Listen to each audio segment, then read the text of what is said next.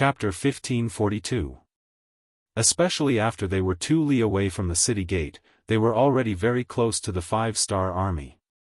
However, when they still couldn't see the enemy cavalry charging out, Sinjar couldn't help but reveal a joyful expression. The distance was too close. Even if the 5-star army cavalry charged, they wouldn't have the advantage of speed. At that time, he would have the complete upper hand. Just as he was sighing in his heart that the 5-star army was only a so-so, a flash of fire suddenly appeared in Sinjar's eyes. Just as he instinctively felt that something was wrong, a cannonball landed a few dozen meters away from him. The cavalry at that location immediately let out a burst of cries and howls. Let's not talk about the place where the cannonballs landed and the cavalrymen were blown away. When the nearby cavalrymen heard the loud rumbling sound, they all went crazy. Under the fear, they didn't listen to their master's orders. Instead, they ran around and threw the cavalrymen on their backs off their horses.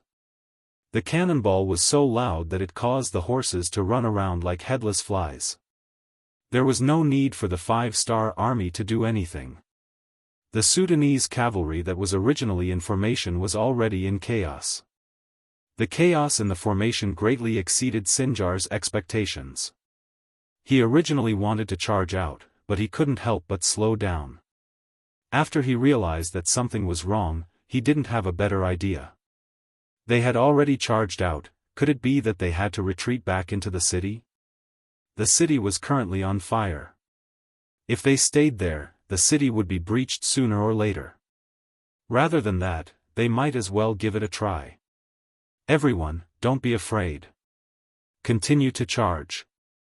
As long as we charge out, we will live. He shouted loudly to boost the morale of the army. This shout finally stopped the chaos in the cavalry. Of course, the most important thing was that the cannonballs had already been fired. After the cannonballs stopped, the cavalry seemed to have regained their spirit. When they saw that the 5-star army was less than 2 li away from them, in order to survive, they mustered up their courage and ran forward with all their might. Don't be in a hurry.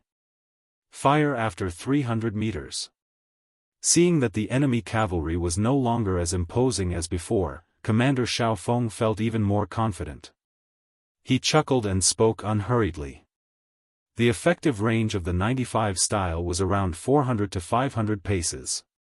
If the wind was blowing, it was possible to hit further away. At 300 paces away, anyone who was hit by a bullet would be severely injured, if not killed instantly. The 2 regiments of Cold Vanguard were not in a hurry, but the Sudanese cavalry were excited. They thought that the 5-star army was at their wits' end, and they charged forward bravely with the desire to live. Quick, there are less than 500 steps left. Victory is right in front of us, ha ha ha. Protected by his bodyguards, Single, who was riding on his horse, returned to his usual self of strategizing. His experience on the battlefield told him that at such a close distance, even the 5-star army's cavalry would be restrained by him. He could almost see victory waving at him. 450 steps. 400 steps. 350 steps. 300 steps. Fire. When they were 300 paces away, Commander Xiaofeng's voice thundered. The Cold Vanguard soldiers who had been waiting impatiently for a long time were waiting for this order.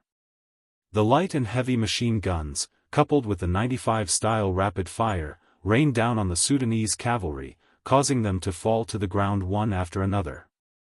Under the dense barrage of bullets, no one could break through this layer of obstruction and take a step forward. When the bullets hit a person or a horse, the Sudanese cavalry fully understood the principle of courting death by charging forward bravely. Unfortunately, it was courting death. Whoever charged faster would die faster. Under the indiscriminate barrage of bullets, no cavalry could charge within 250 paces, let alone injure the enemy. Seeing batch after batch, at least half of the cavalry died in the charge, the remaining Sudanese cavalry finally had a drastic change in expression. Without waiting for orders, they turned around and fled. In the face of this blockade of death, no one would be able to remain calm. Single's luck was not bad, perhaps because he did not charge at the front, but he survived. However, there were times when being alive was far more unbearable than being dead. Just like the current him, seeing the cavalry under his command fall down wave after wave as if they were cut chives, and then no one was able to stand up again, he was truly scared silly. He had seen the power of firearms before, but they were usually limited to short range, and reloading was very troublesome. Facing the charge of the cavalry, they could only launch one wave of attacks. Needless to say, the accuracy of the attacks was even worse. For the elite cavalry, the lethality of the attacks was very limited.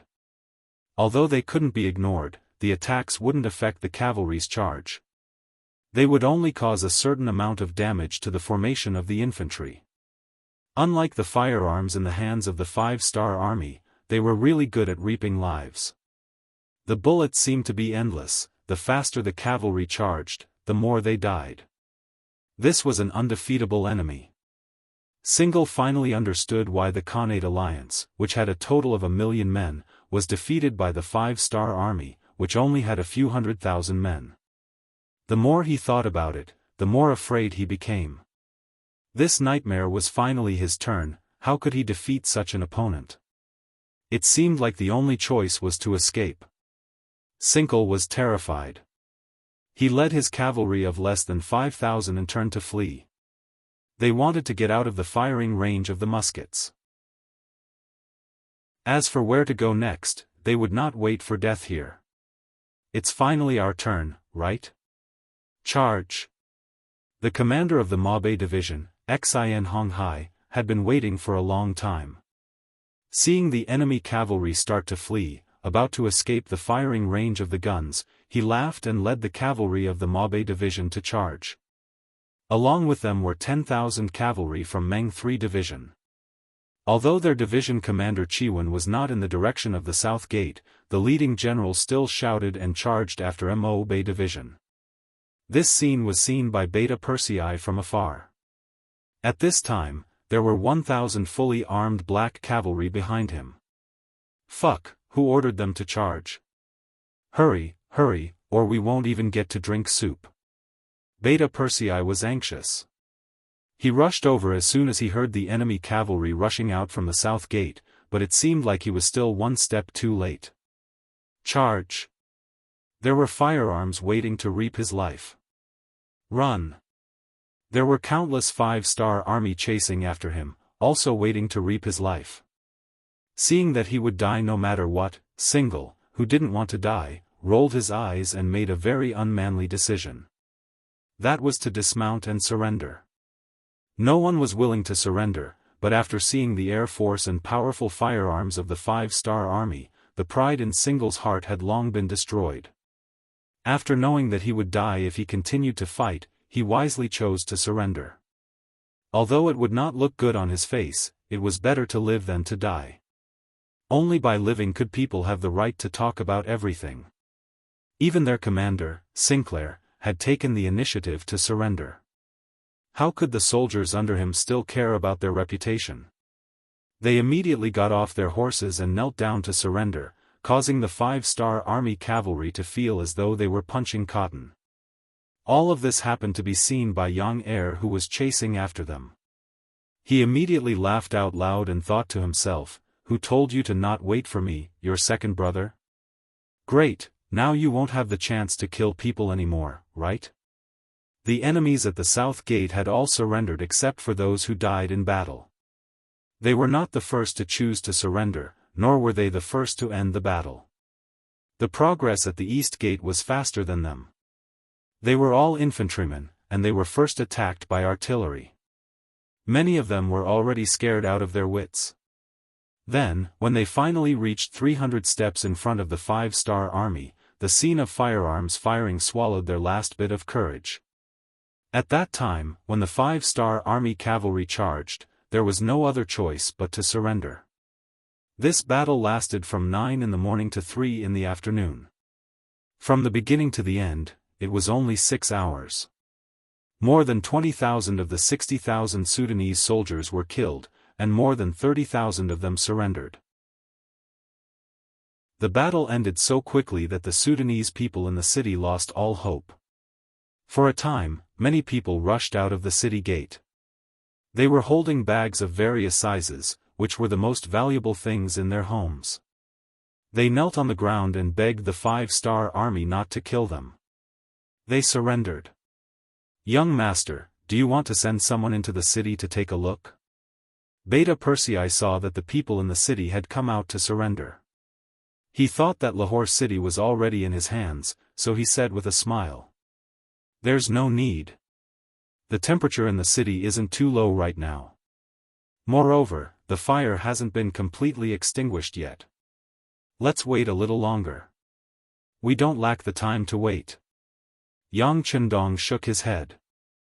Yang Xia was able to achieve what he had today under his leadership. Naturally, Dutsong played a very important role, but at the same time, his cautiousness was also very important. Otherwise, in the face of so many ambitious and ruthless people, he would have been eaten alive long ago, leaving not even his bones behind. Yes. Facing Yang Chendong's cautiousness, Beta Persei's face also became a lot more serious. He also began to reflect on whether he was a little too complacent after winning the battle. It seems that he has to change in the future and become more calm. It's just that Beta Persei has nothing to do with the word calm. It was not easy to teach this kind of person, who would shout and scream whenever there was a battle, to be cautious. Chapter 1543. The city of Lahore changed hands just like that. Because the 5-star army had set up an encirclement in advance and did not let any enemy escape, the news did not spread. It was likely that many people were still hoping for a counterattack. The Indian army was the most typical example. The world's first cavalry army and the first cavalry army were like two meteors that streaked across the sky. They entered the Indian territory at lightning speed and took over the important border city of Tultan. Next, they split up and attacked from two directions. In a short period of time, they caught the Indian army off guard and took over a dozen cities. When the news reached the capital of India, King Jawaharlal Nehru was really shocked. He originally thought that the appearance of the 5-star army would lead to a battle with the Delhi Sultanate. By then, no matter who won or lost, he would be able to act according to the situation. He would have ample time to prepare and reap the benefits. Who would have thought that the enemy would appear so soon? Also, from the information he received, the 5-star army did not take over Lahore. How did they have the courage to enter the Indian territory?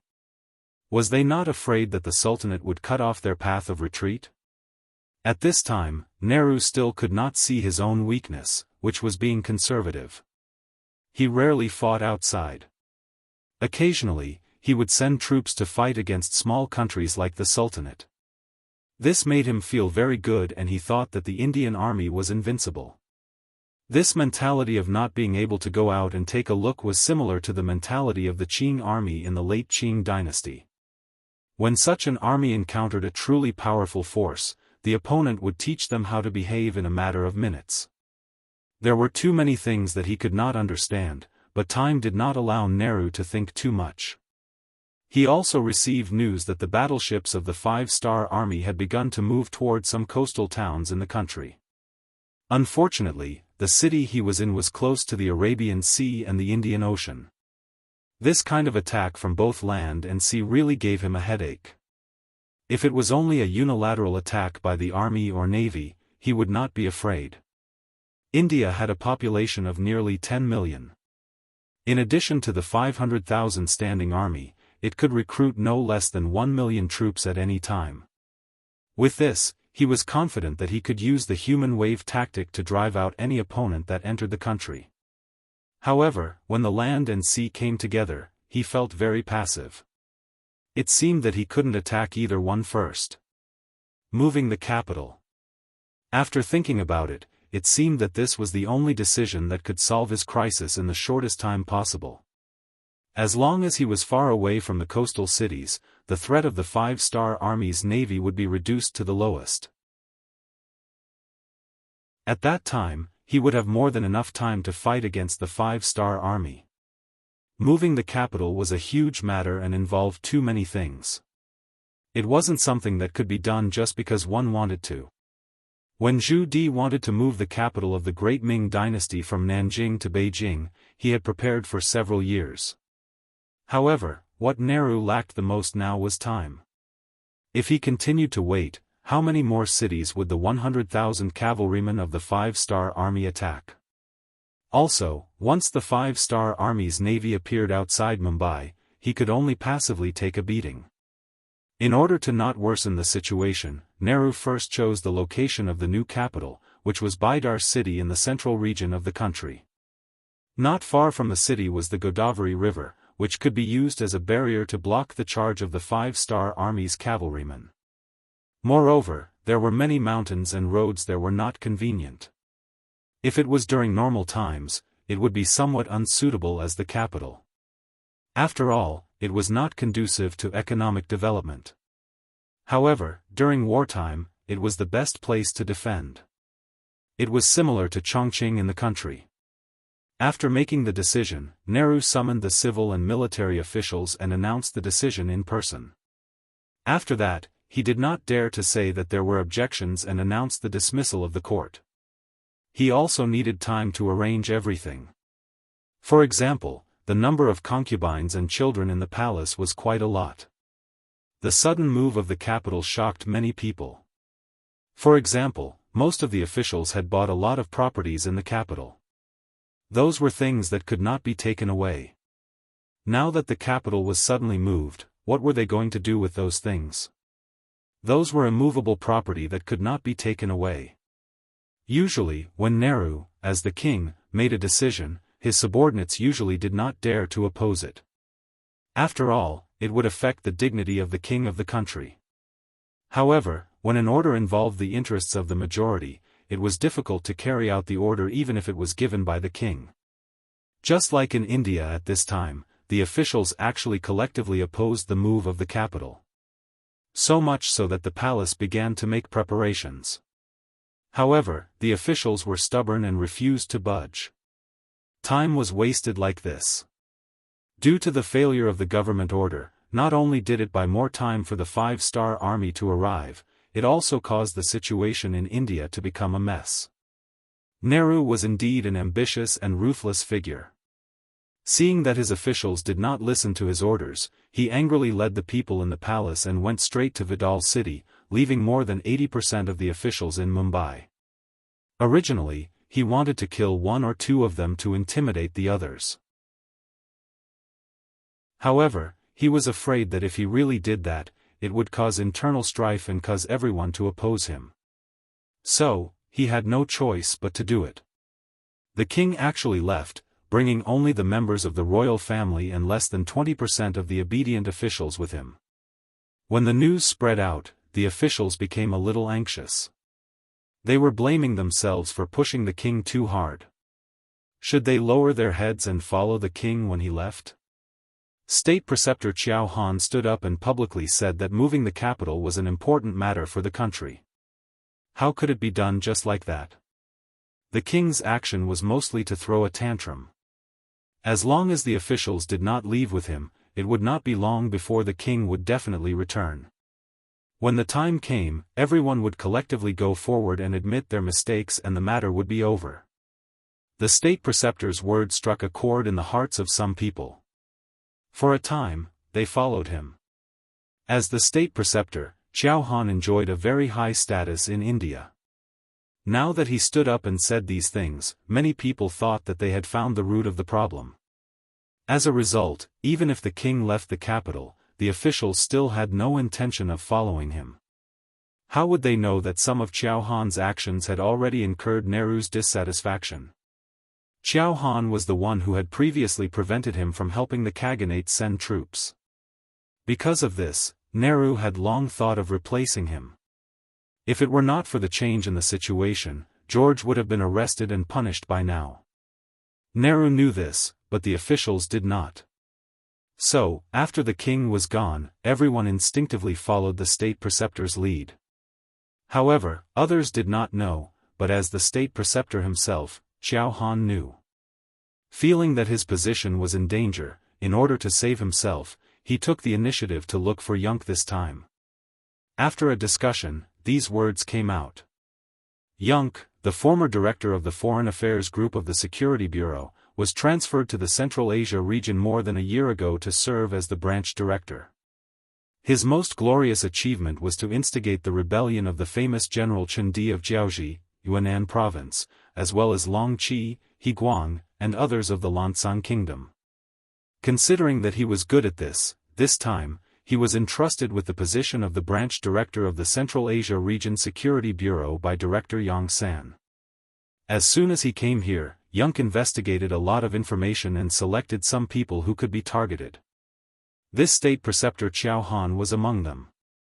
Under his efforts, the greedy Xiao Han really became good friends with Yunk. In front of a large amount of gold and silver, although he had vaguely guessed Yunk's identity, Xiao Han did not mention it. He even helped him to do a big thing, which was to prevent King Nehru from sending troops to help the Khaganate alliance. It seemed that he was living off the Khaganate alliance, but in fact, things like collusion with foreign countries were too common in history. Especially during the Warring States period, it was the most common thing. Often, when one side could not defeat the other, they would find a way to deal with the other side. Then, there would be cases of troops retreating when they almost reached the capital of a country. In the end, Xiao Han was the state preceptor, not the king.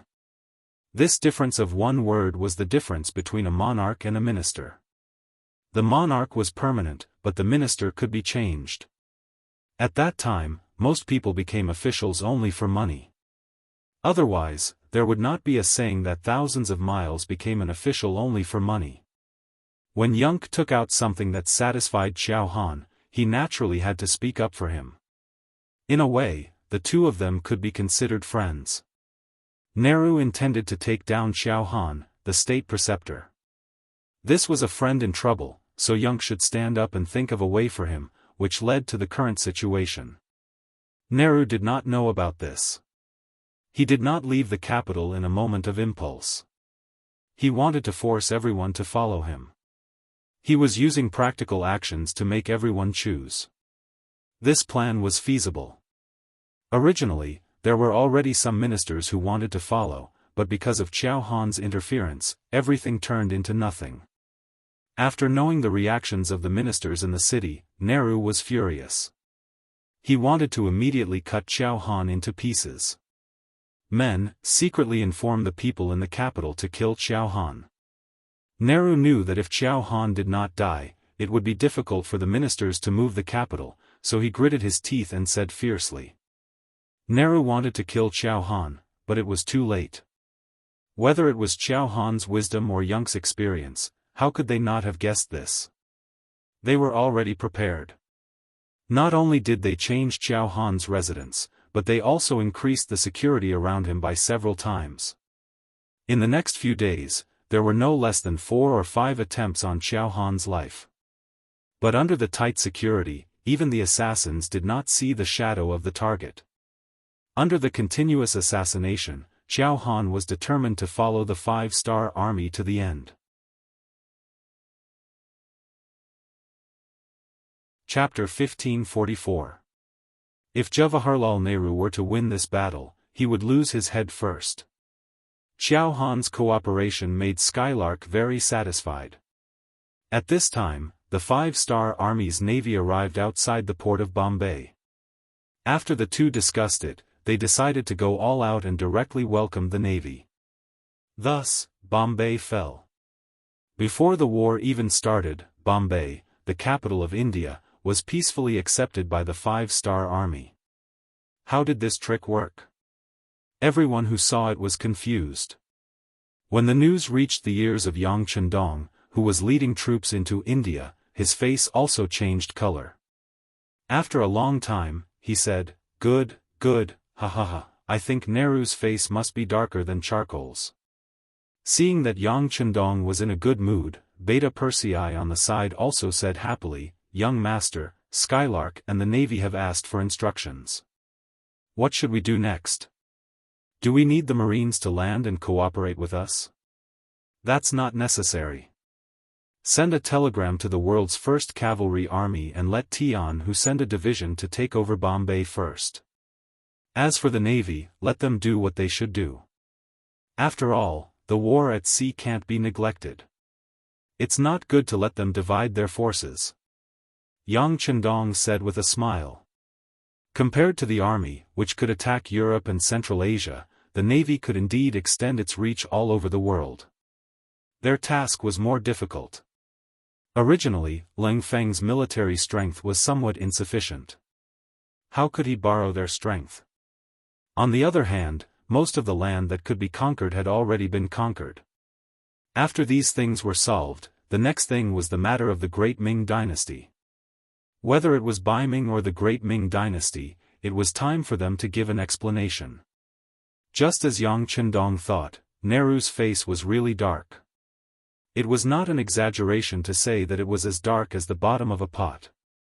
Before this, he had never thought that a mere subject, even if he held the position of the state preceptor, could he sell out the entire country? At this point, it was useless to blame Qiao Han. However, he had to avenge the loss of the country's capital. He had already received news that the Five-Star Army's navy had evacuated from Bombay, leaving behind 10,000 Five-Star Army cavalry. Since this was the case, he must take back the country. He wanted the ministers and people to see that as the King of India, he had the ability to compete with the Five-Star Army. He called his confidant General Mater and gave him 50,000 soldiers, of which 10,000 were cavalry and 40,000 infantry. He ordered him to rush to Bombay. In order to let the army be able to exert their maximum power over the course of the day and night. And there were many officials left in their way, and presumably, the wealth in their hands would not be small amount of wealth. Biza's wealth was.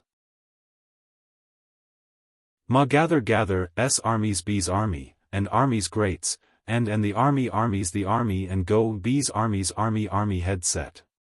As soon as they moved, the Five-Star Army received the news that Gong Feng, the division commander of the World Cavalry's 1st Army's 5th Division, was in charge of replacing the navy to guard Bombay. This person was one of Yang Chendong's students, and was also a talent in both civil and military affairs. Tianhu sent him to guard Bombay after much consideration. For example, once the Indian army counterattacked, the 5th Division commander would definitely not disappoint the mission. In Bombay, when Yunk reported the news to Gong Feng, he also carefully observed the division commander who was nearly 30 years old. When he saw that Gong Feng was not anxious, his eyes were as calm as water, and when he looked carefully, a trace of excitement could be seen. Yunk knew that his worries were unnecessary. Director Yuan, I will leave 2,000 cavalry for you. At that time, I will need you to take care of the security in the city. Gong Feng already had a plan in his mind. He was afraid that the enemy would not come. Since they came, there was no reason to let them go. Well said, well said. Seeing that Gong Feng was so polite, Yunk did not dare to be the slightest bit careless. In terms of rank, one was the branch chief of the Security Bureau, and the other was a division commander. No one could say for sure who had a higher rank. However, the other party came from the World Cavalry's 1st Army and was Yang Chendong's student. How could a division commander compare to him? Anyway, Yunk knew one thing. If he provoked this person, he was an existence that could go straight to heaven.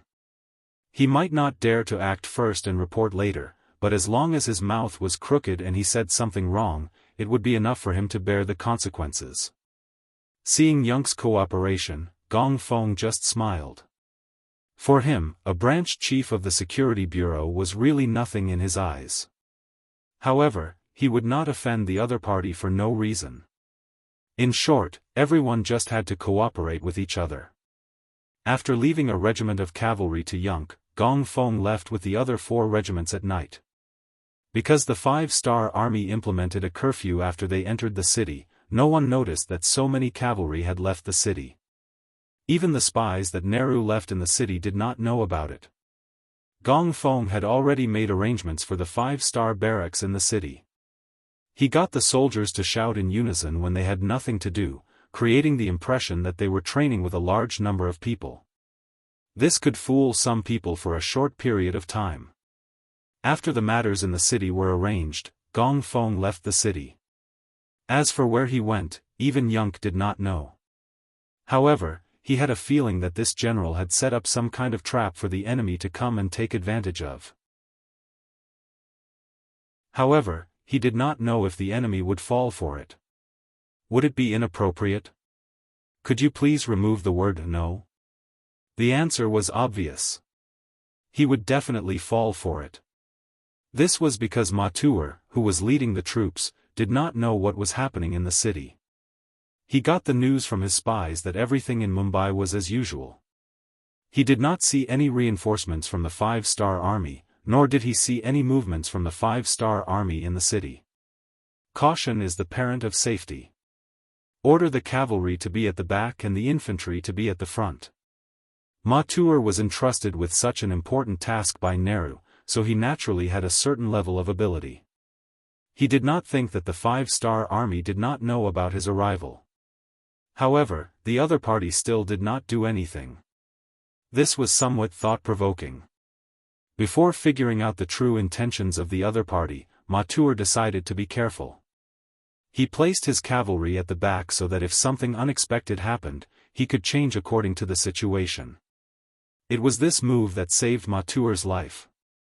This was because at this time, Gong Feng had already surrounded them with 4 regiments of the world's first cavalry army. Who said that a small number of people could not surround them? With more people, there were still many mountains, forests, and rivers in this area. Gong Feng had already dug a hole and was only waiting for the enemy to enter the hole before pulling in the net.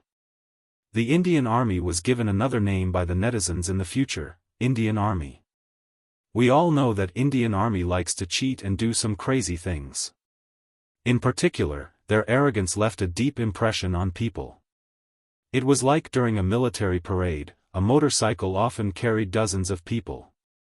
If one said that it was a peacock spreading its tail, then it would be a shame to the beautiful peacock. At this time, although the Indian Army did not have the nickname Indian Army, when it came to arrogance, they were not at all inferior. They were also very poor and arrogant. Their so-called 500,000 standing troops were just some civilian groups that were of moderate age but did not have any formal training. Perhaps in the eyes of many people, the younger troops were a sign of strength. Therefore, other than age, they could be said to be lacking in other aspects. Just like the weapons in their hands now, there were all kinds of weapons. There were long spears, long knives, long swords, short swords, and some wooden sticks mixed in. It gave people the feeling that it was a hodgepodge. However, such an army still had a complacent look. It seemed that no matter what kind of opponent they encountered, with their youth and strength, they could charge and win. They wore unlined clothes, and it was obvious that there was no cloth armor on them, not to mention armor. With such equipment, even Yangtze's local troops could not enter. Now that they were targeted by the elite of the elites, the 1st Cavalry Division, how could they have a good time? When night came, the Indian Army was still hurrying. This was not because they were very obedient, but because Ma Tuer, as the general of the army, had painted a big pie for them. After reaching Mumbai, they could loot for 5 days.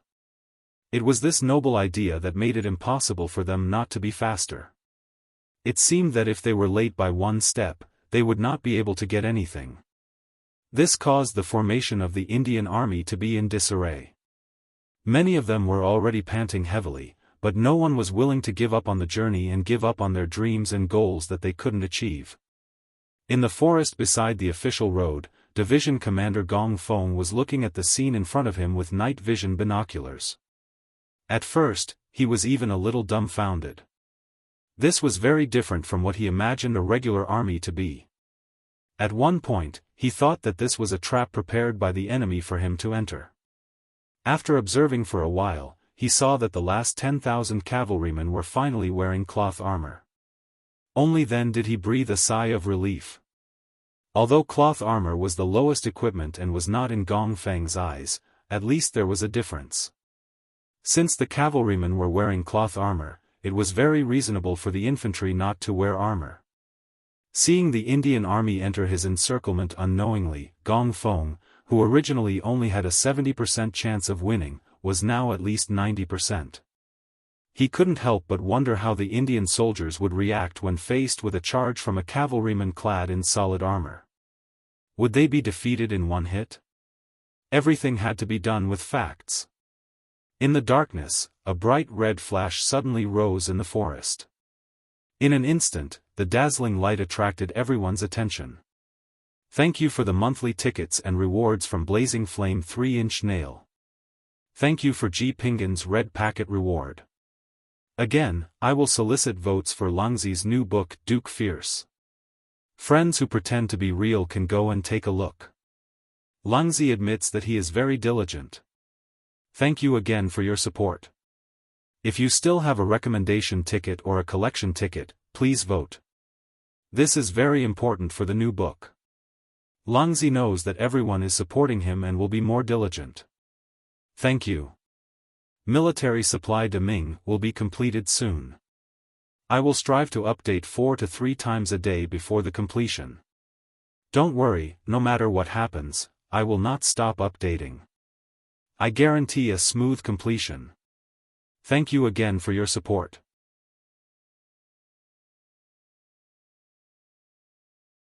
Chapter 1545. The sudden appearance of the red light immediately attracted the attention of the 50,000 Yin soldiers. They were still wondering what it was and why it was so bright and beautiful.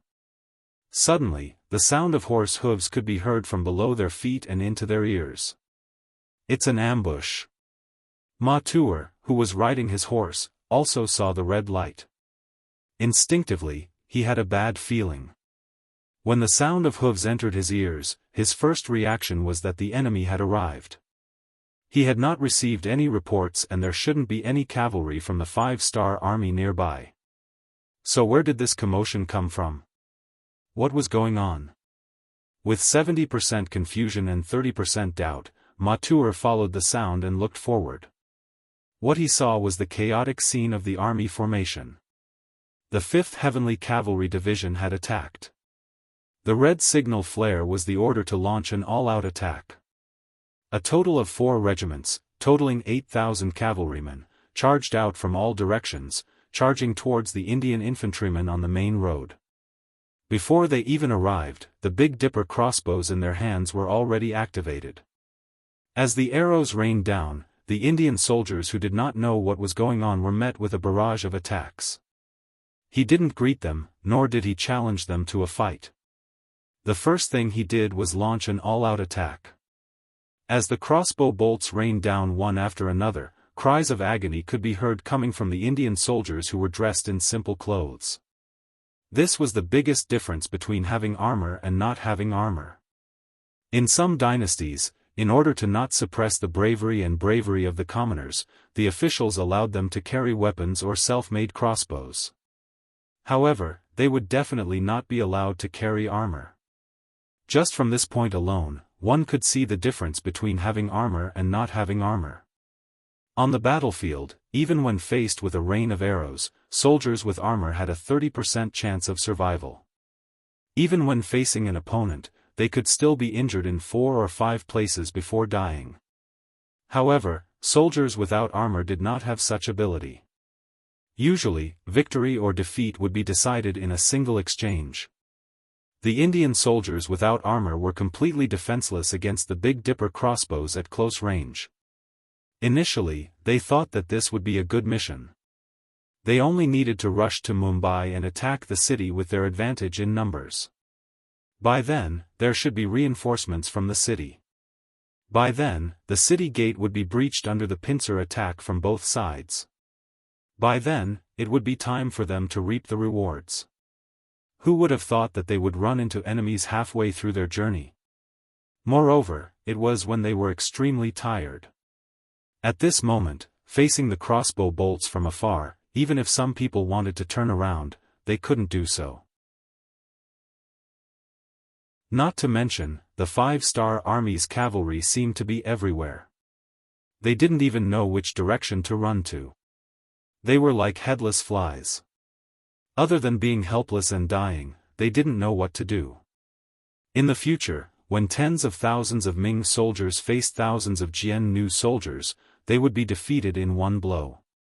In the future, when tens of thousands of Ming soldiers faced hundreds of Japanese soldiers, they would also frantically retreat and throw away their cannons. This was enough to prove the difference between elite soldiers and mediocre soldiers, as well as the difference between good equipment and plain clothes. Just like now, facing the fully armed soldiers of the world's first cavalry army and facing a sudden attack, the 40,000 Indian soldiers did not even have the chance to resist and were thrown into chaos. In the battle, there were countless people who died from being trampled. In the end, someone shouted, "Abandon your weapons and kneel on the ground. Those who surrender will live." In the dark night, black figures knelt on the ground one after another. Their movements were so orderly that it was as if they had rehearsed it hundreds of times. Compared to the incompetence of the infantrymen, the performance of the cavalrymen was slightly better. However, it was only slightly better. Under General Matuer's orders, they even launched a counterattack. However, it was obvious that their cloth armor could not block the arrows from piercing through their bodies. However, what was even more unexpected was that when the battle was at its climax and the Indian cavalrymen still had the advantage in numbers, Matuer, who was leading the troops, actually led the 1,000 or so cavalrymen to escape. This was because he could not see any hope of victory. In addition, in the dark night, he did not know how many 5-star army soldiers there were. He was very worried that if he continued to fight, he would lose his life here. As such, he might as well just leave. The fact that their general had escaped was a huge blow to the Indian cavalrymen. In addition, the 5-star army's cavalrymen seemed to have an endless supply of arrows. In the end, they also chose to surrender. 8,000 against 50,000. With the advantage of equipment and combat experience, the battle was over in just over 6 hours when the sun rose. At this time, the Indian soldiers realized that there were less than 10,000 of the 5-star army soldiers surrounding them. However, at this moment, they no longer had any weapons and were like meat on a chopping board. They could not muster up any will to resist. When evening came, Division Commander Gong Feng led the army back to Mumbai with 30,000 Indian soldiers. This scene was witnessed by the common people in the city. They did not know when the 5-star army left the city, but when they saw that only a few thousand cavalrymen were able to escort tens of thousands of Indian soldiers into the city, many of the common people's faces turned gloomy. Their own army was so weak that it caused the little bit of pride in their hearts to diminish. After Matuer's army was defeated, he returned to Vidar city 3 days later. He cried and complained about the shamelessness of the 5-star army. He even exaggerated that 70 to 80,000 5-star army cavalrymen surrounded them and set fire and arrows on them. In the end, he was unable to turn the situation around and killed his way back. King Nehru's face was naturally filled with anger. He cursed Matuer's incompetence in his heart.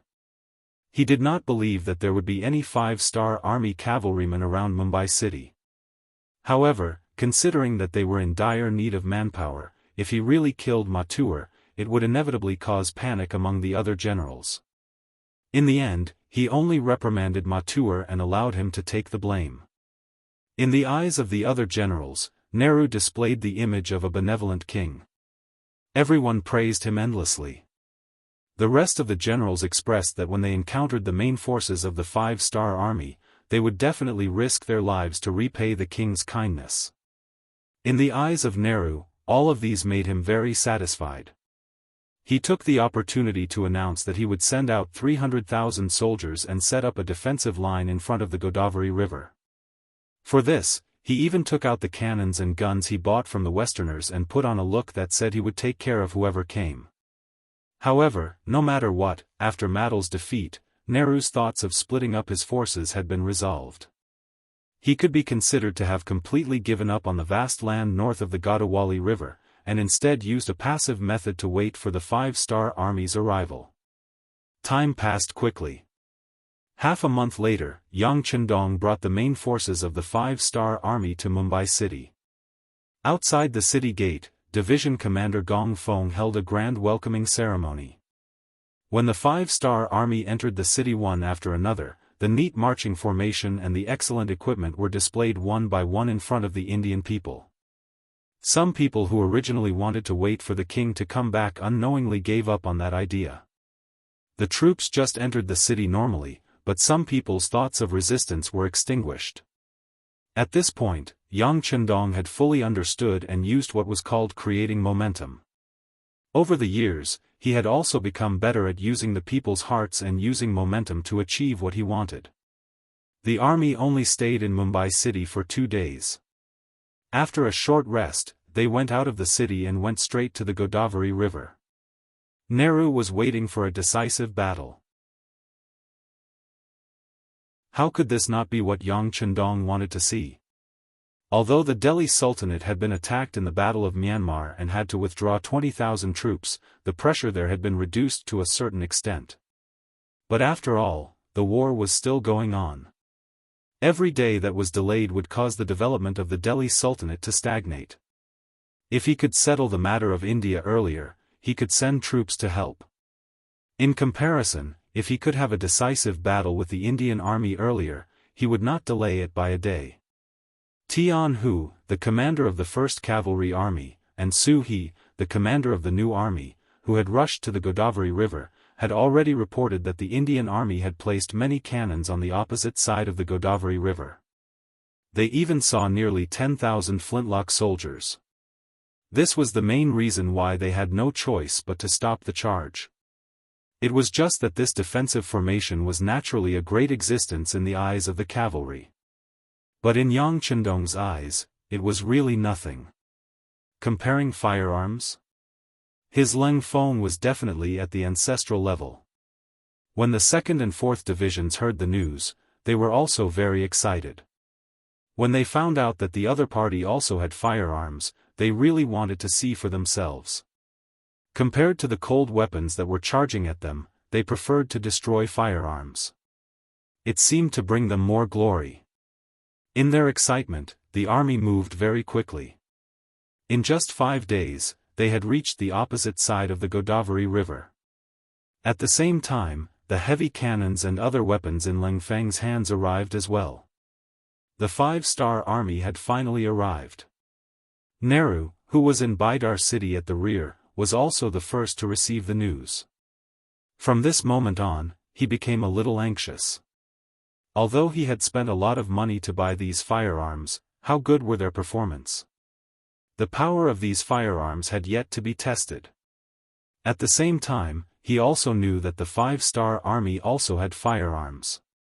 He just did not know who would be more powerful when the two sides met. Just as Nehru was feeling anxious, on the morning of the 2nd day after the 5-star army arrived, the 2nd and 4th divisions of Leng Feng began to move. 75mm field cannons were pushed out from the army, constantly moving towards the Godavari River. During the meeting in the tent last night, Yang Chendong had introduced the range of the cannons to everyone. They could only fire about 3 li. Although these cannons were considered decent weapons back then, in the eyes of Leng Feng, they were really not enough. As the soldiers of Leng Feng pushed the cannons forward, they were naturally filled with confidence. They only stopped when they were about 3.5 li away.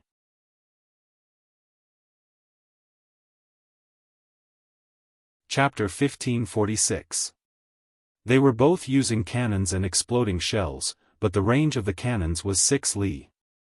The distance of the cannons was more than twice that of the enemy's. The outcome of the battle had already been decided before it even began. Everyone, pay attention. Once the enemy's cannons are destroyed, it will be time for our cavalry to charge. At that time, everyone must seize the opportunity to cross the river. The first to reach the other side will be given the highest merit.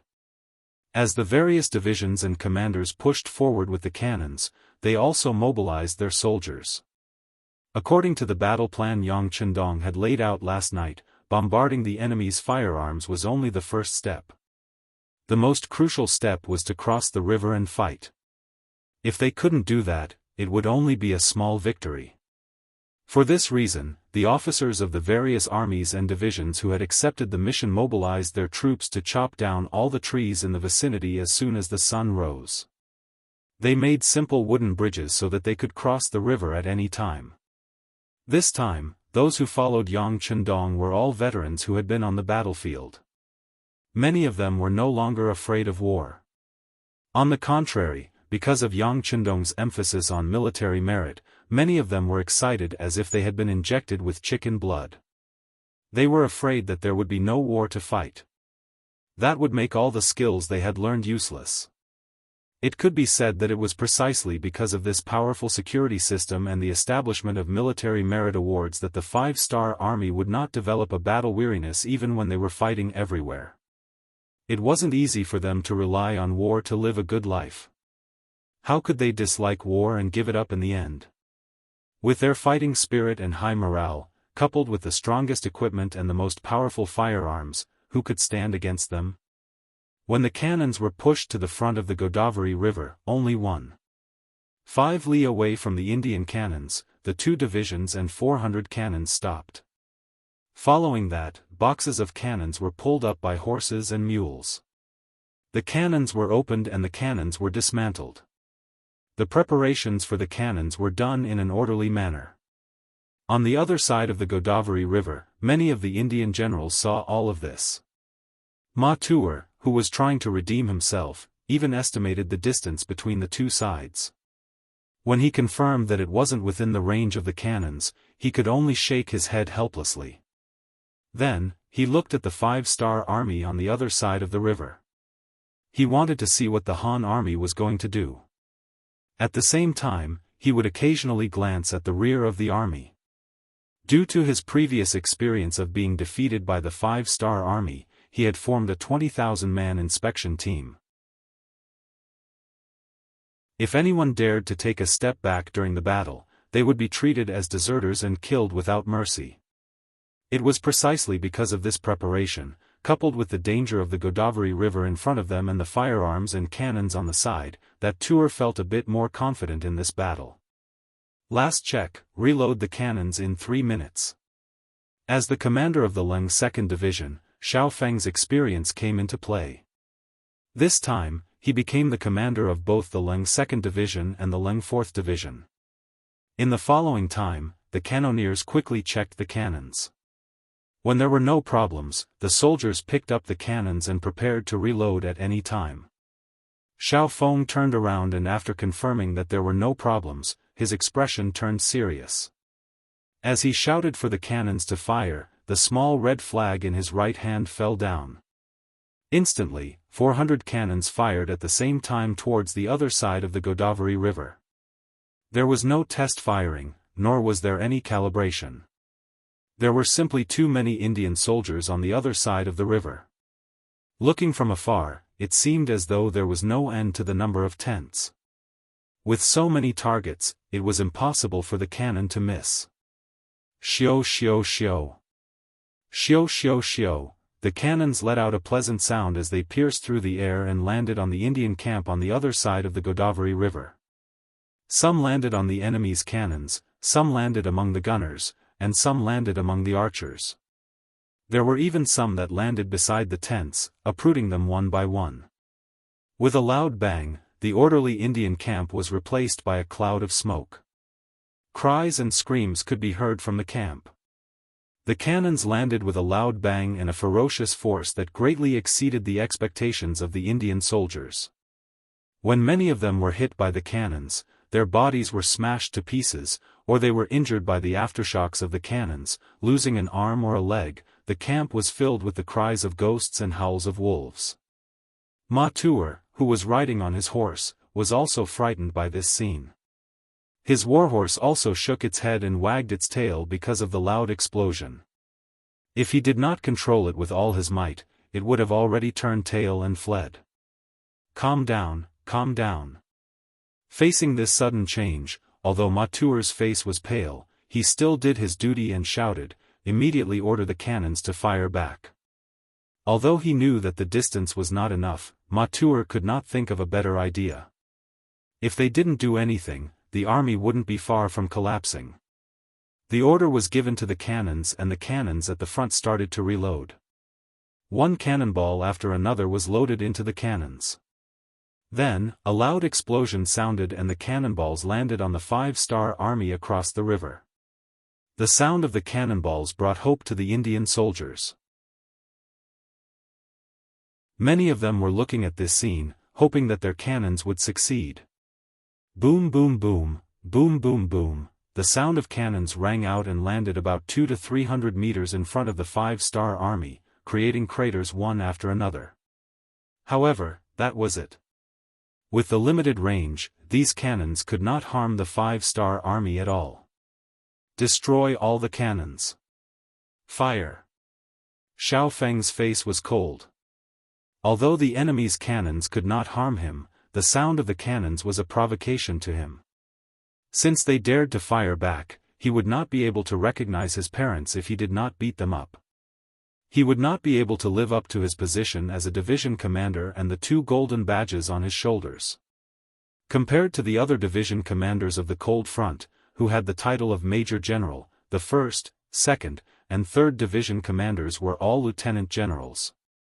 The sound of cannons being fired rang out once more, the target being the Indian cannons.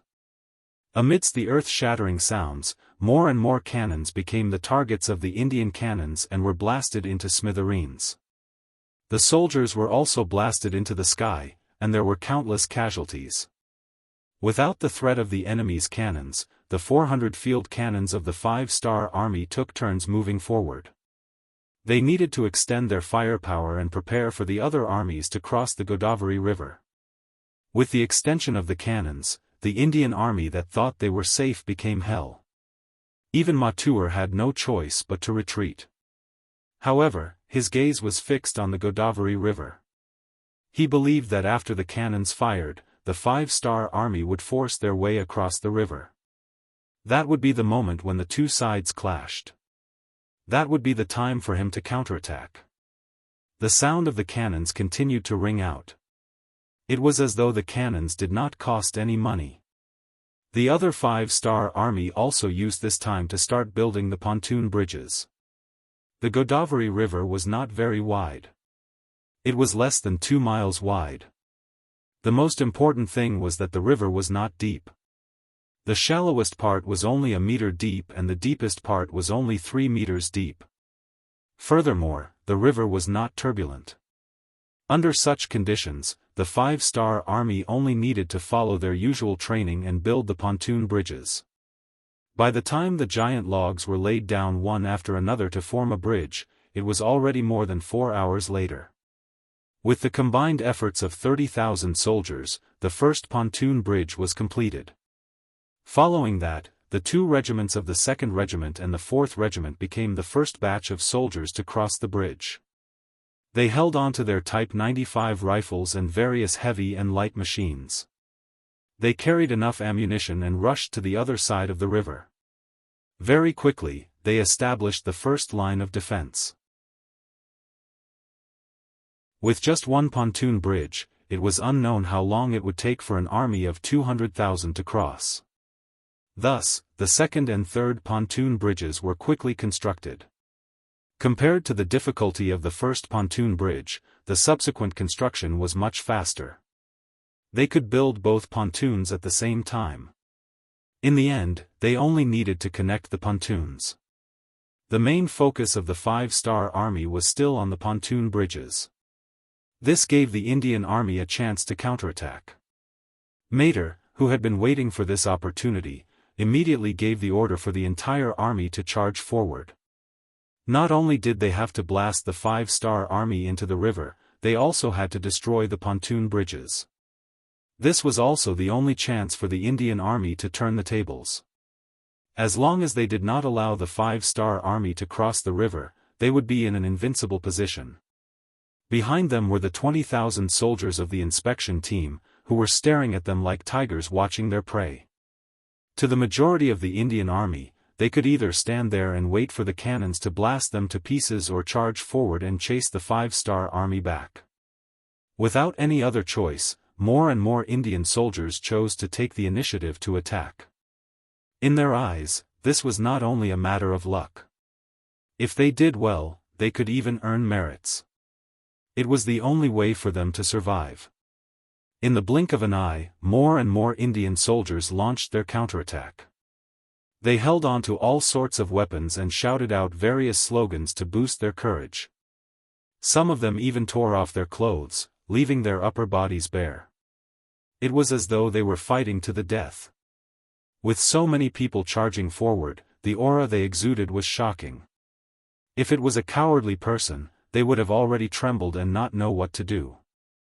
However, for the battle-hardened soldiers of the cold front, such a small battle was nothing. On the contrary, with so many military merits in front of them, everyone's eyes lit up. Their fingers involuntarily reached for the trigger.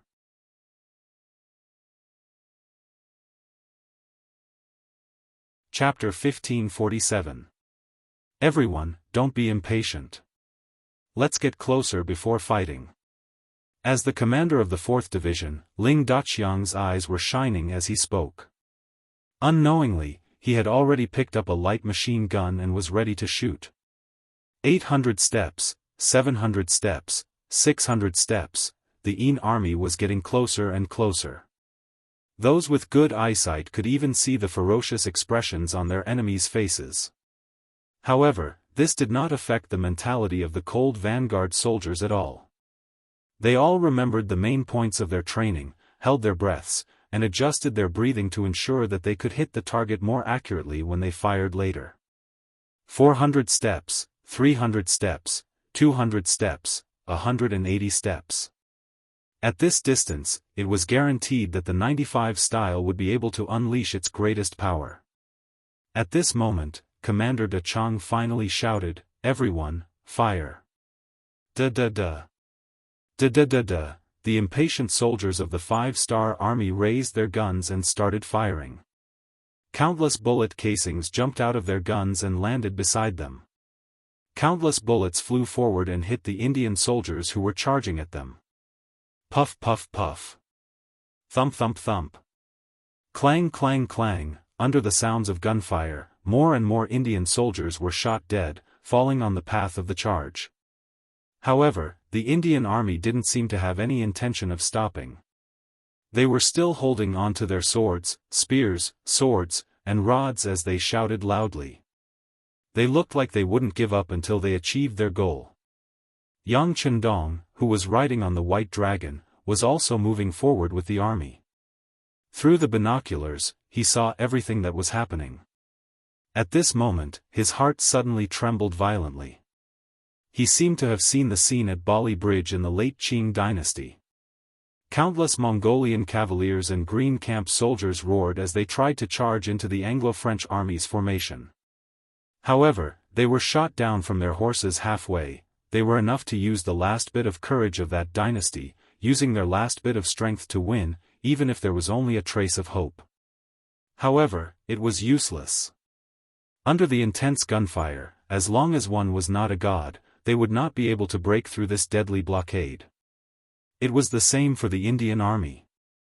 As they charged forward, many of them fell down. Then, they continued to charge forward and fell down. However, there were simply too many Indian soldiers charging at them. There were at least 100,000 of them, and each formation consisted of 1,000 to 2,000 soldiers. When there were nearly 100 formations charging at them, even the 8,000 cold vanguard warriors could not stop them from advancing even if they continued to fire. Rocket launchers, get ready. Fire. Seeing the ferocity of the Hindustanis, Ling Daqiang was not afraid. Instead, he was delighted. He liked opponents like this who knew they were going to die but still charged forward. It was much better than those who peed their pants at the sound of gunfire and tried to escape. At least this time, they could enjoy themselves to their heart's content. Thump thump thump. Boom boom boom. The rocket launchers of the various regiments launched their attacks. When the rocket launchers crossed a distance of 100 meters and landed in the midst of the Indian soldiers, a single blast would clear out a large area and cause a large number of Indian soldiers to fall down involuntarily. Some of the rocket launchers could even cause about 100 casualties. This was all because the Indian soldiers were too close to each other. The 400 field cannons at the front also began to retreat. After retreating to a certain distance, they landed their cannons within 200 steps of the river. The cannons landed amongst the charging Indian soldiers, causing a large number of casualties. Under the alternating sounds of cannons and gunfire, the area between 80 and 500 steps of the Godawali River was quickly filled with corpses. A rough estimate showed that there were no less than 30,000 people dead. This was the damage done in less than 2 hours. Under such a powerful attack, the Indian soldiers' charge was finally stopped. When they saw that they could not get close to the 5-star army no matter how hard they tried, more and more Indian soldiers started to feel afraid. It was a matter of course that people would die in a war. Anyone in the army would have to make plans and preparations in this regard. However, it was not what everyone wanted to do, to die without any hope of victory. When they realized that they would die if they charged forward, some people started to hesitate. Why did they have to rush forward to die, while their comrades behind them could watch all of this from afar without being harmed in the slightest? Without comparison, there would be no emotions and no disappointment. When they realized that the faster they ran, the faster they would die, some of the Hindustanis slowed down on purpose. Some of them even turned around and ran back.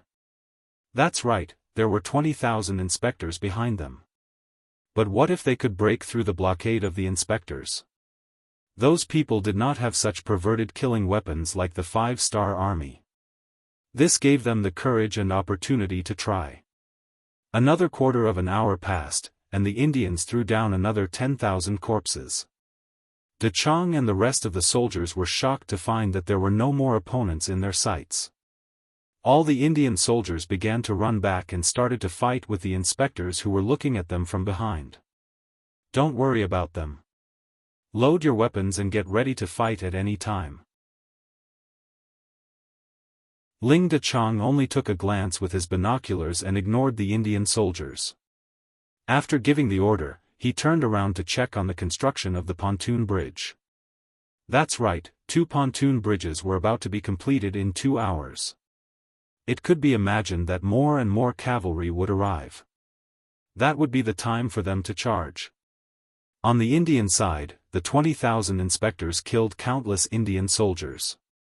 It was only when Mathur sent another 10,000 reinforcements that the situation stabilized. At this moment, there were less than 40,000 Indian soldiers standing in front of them. In other words, 20,000 Indian soldiers had died in that short period of time. Charge back. As long as you charge back, you will have a chance to survive.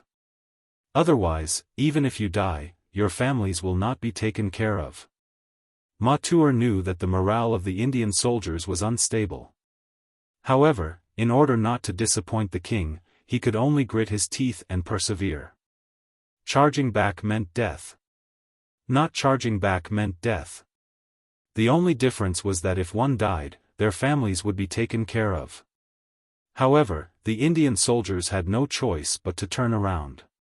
Oh! Or rather, it should be said that they had changed their direction. To them, the weapons in their hands were no different from fire sticks when compared to Leng Feng's muskets. In fact, they were even inferior. They're here again. Seeing that the sky was about to turn dark, the Indian army turned around and prepared to charge at them again.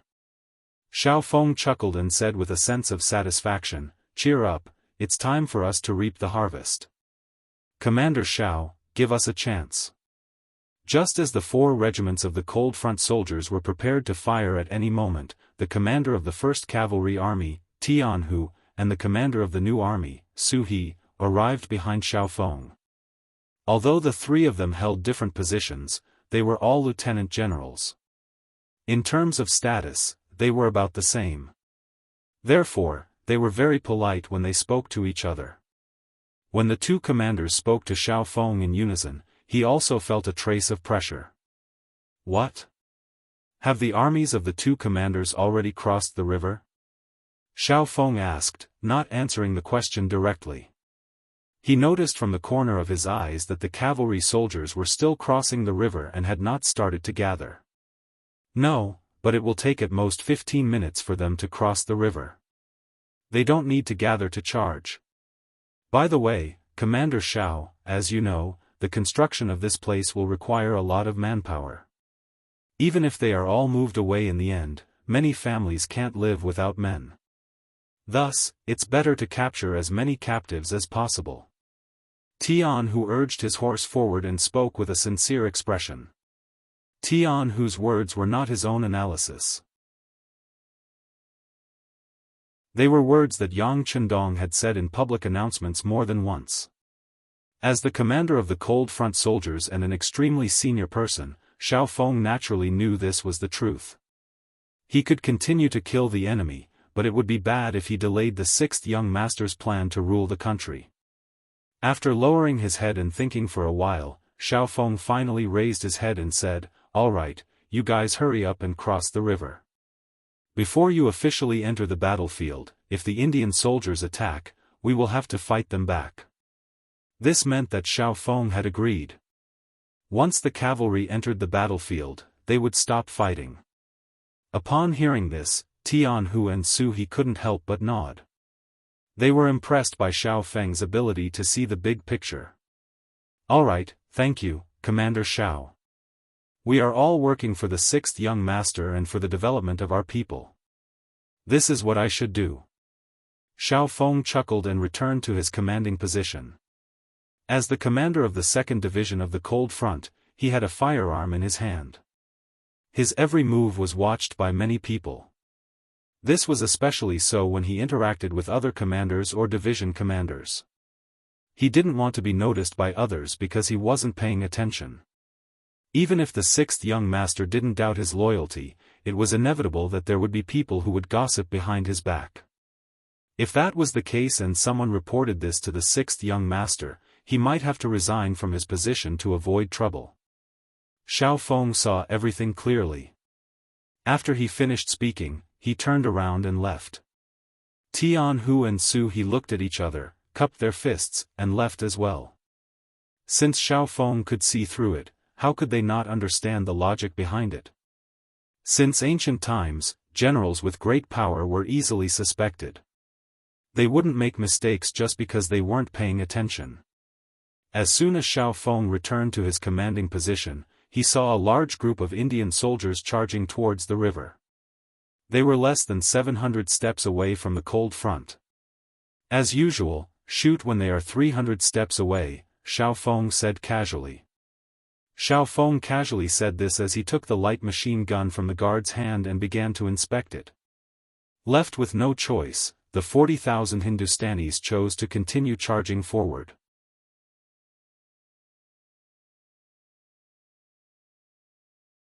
Chapter 1548. They knew that rushing forward would most likely result in death, but they had no other choice. General Mater obviously wanted to use them to consume the ammunition of the 5-star army. The only thing they could do was to be a somewhat useful live target. Knowing that they would die, most of the Hindustanis simply threw away the weapons in their hands.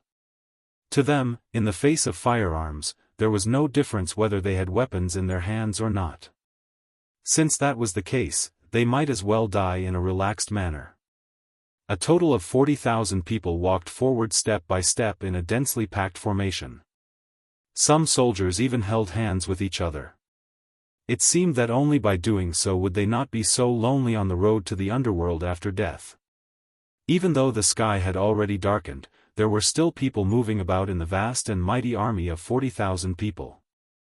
These were all human lives. Even though they were of a different race, many of the Cold Front warriors still couldn't bear to see this happen. Even Beta Persei and the others who were standing in the middle of the army seemed to have the same thought. Many of them even deliberately looked at Yang Chendong, who was riding on the white dragon. Perhaps they wanted their master to be merciful to their opponents. How could Yang Chendong not feel the gazes of these people intentionally or unintentionally looking at him? But his heart was like a boulder and did not waver in the slightest. He would never forget how the Hindustanis in the future rebelled against China. When you were needed, you could say anything. When you were not needed, you could be as cruel as possible. Looting, burning, and killing were all kinds of evil, but their country did not care. Instead, they allowed such things to happen. Because of this, many outstanding Chinese people suffered losses in this matter, and even lost their lives because of it. Since there was a chance now, of course, he would not let these people live, let alone let history repeat itself. Give the order. Unless you kneel down and surrender, you are the enemy. You know how to treat the enemy. After Yang Chendong said this, no one dared to say anything else. Some smart ones had already run to the front to pass the order. In fact, there was no need to give any special orders. Since Yang Chendong did not give any new orders, they would just follow the same old routine. Therefore, before the messenger could cross the river and reach the front line, the 5-star army had already opened fire. The vanguard of the 40,000 Hindustanis was already within 300 paces, and under the full force of their firepower, wave after wave of Indian soldiers fell to the ground. After being shot, some of the Hindustanis even had a look of relief on their faces. Perhaps this way, they would no longer have any worries. The gunshots did not stop, and the casualties of the Hindustanis continued to increase. Under the heavy firepower of the Lengfeng soldiers, no one could get within 100 steps of them. Most of them were shot dead between 300 and 200 steps. This phenomenon continued until a quarter of an hour later, when the most elite cavalry of the 2 5-star army had already crossed the river.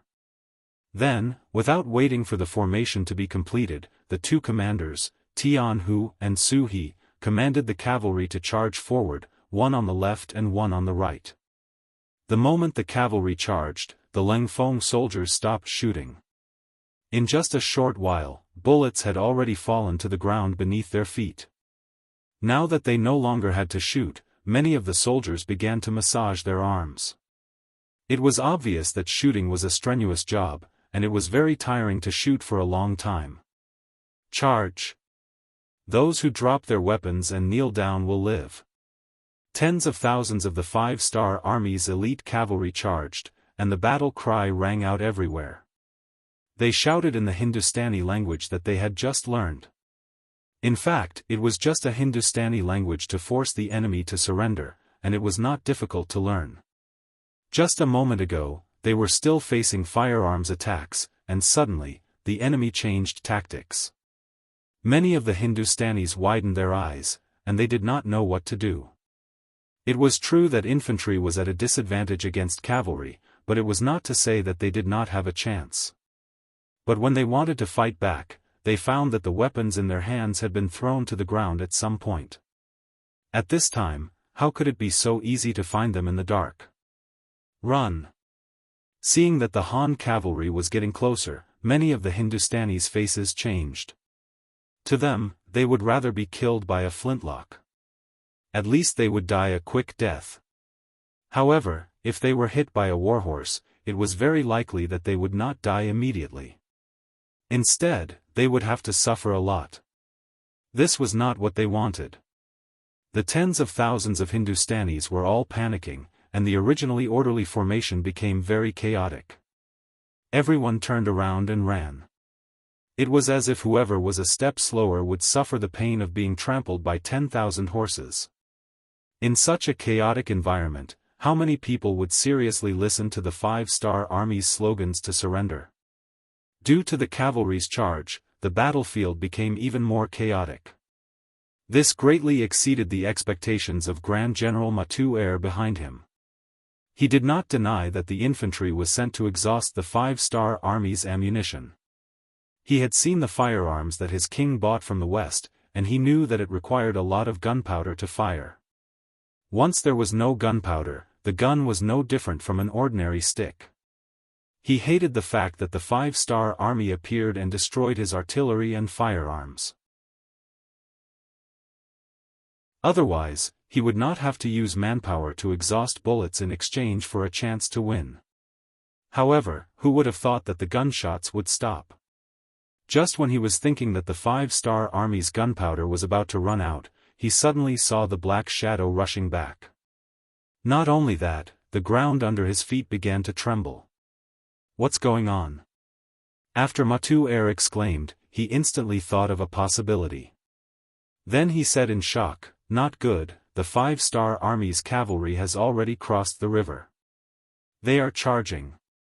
Come, archers, where are the archers? Prepare to counterattack." As he shouted, Matu's eyes revealed a hint of joy. Although the cavalry was not easy to deal with, it was still better than the untouchable firearms. Once the Han cavalry's momentum was restrained, perhaps his opportunity would come. For example, he could push the enemy back and then take the opportunity to lead his troops to charge. With the Han cavalry's cover, the 5-star army's firearms would not be able to fire casually. This would create an opportunity for him to rush to the river. This sudden turn of events had indeed caught many of the Indian generals off guard. But after hearing the great general's shout, many people calmed down from their panic. Then many of the soldiers picked up the bows on their backs and prepared to counterattack. In the dark, there was a limit to the accuracy of a bow and arrow.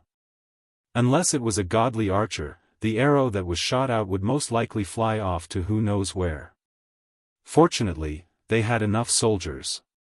When the rain of arrows fell, even Meng Yi would be able to deal a heavy blow to the 5-star army's cavalry. It was a good idea, but they forgot one thing.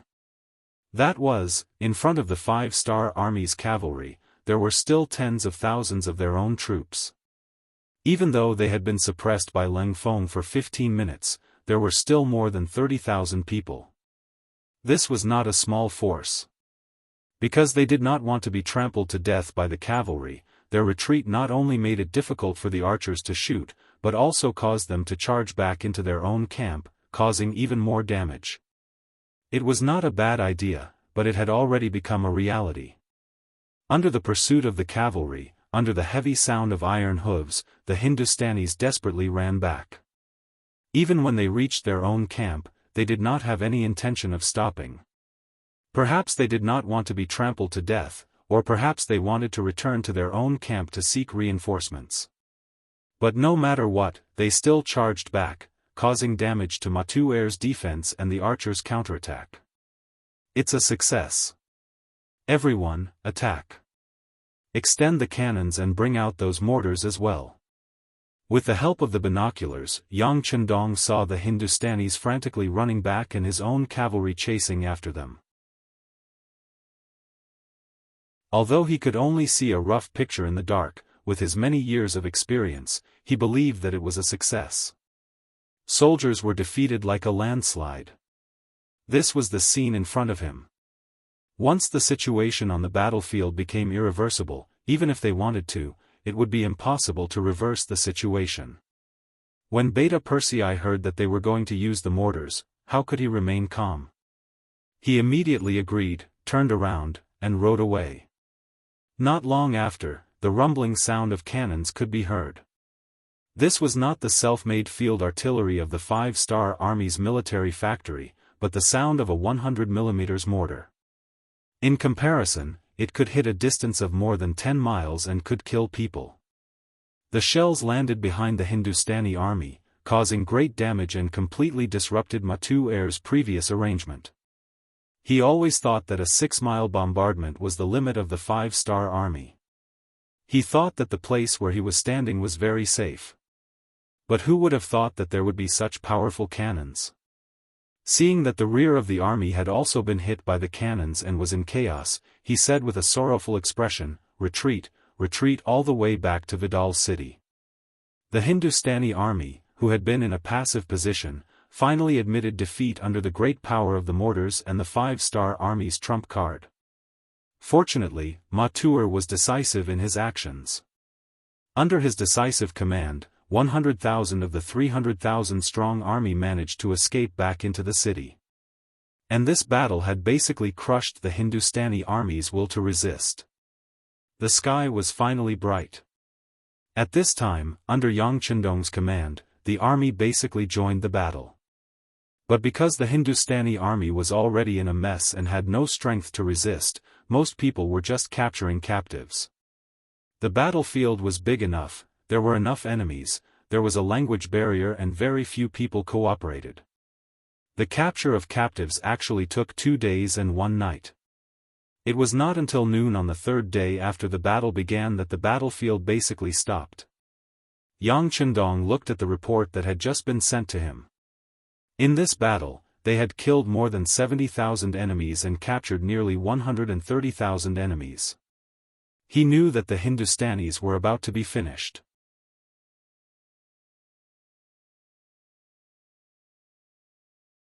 Chapter 1549.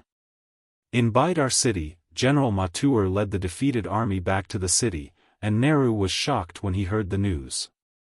That was 300,000 people. Even 300,000 pigs couldn't be slaughtered so quickly, right? Although Matur had brought back 100,000 people, it still made Nehru very angry. He had hoped that the 300,000 men would hold off the 5-star army, and once the stalemate reached a certain point, he would look for an opportunity to counterattack. Now, he had lost 2/3 of his soldiers, and with the soldiers in the city, there were only 25 men left. How long could they hold off the 5-star army? Nehru was furious, and the consequences were severe. In front of all the generals and ministers, he ordered Matur to be executed.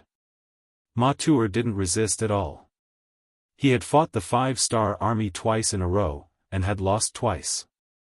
He no longer had the confidence to win against the Hans. Since that was the case, so be it. Death was release. After Nehru killed Matur, he personally took command. He wanted to bring the 250,000 soldiers in the city to fight a decisive battle with the 5-star army in Bidar city. This was also a national war. During this process, some people suggested that they should send people to negotiate with the 5-star army. At most, they would surrender to the other party and respect the other party as their suzerain. There were also people who suggested that they should continue to retreat. They could retreat to Gabaja city. If that didn't work, they could retreat to Bangalore. Speaking of which, India's territory was not small. However, these 2 points were rejected by Nehru in the end. Surrendering was impossible. He understood that in front of the 5-star army, there was only the possibility of annihilation. There was no such thing as peace in exchange for surrender. Since they were going to be annihilated no matter what, they might as well give it a try before they die. As for retreating, where would they retreat to the day after tomorrow? Doing so would only cause the morale of the army to drop, and they wouldn't have a chance to fight the final battle. To be able to become the king of Hindustan, Nehru wasn't a coward. On the contrary, he was someone with great ambition. He was determined to fight the 5-star army. He wanted to see how strong the other party was.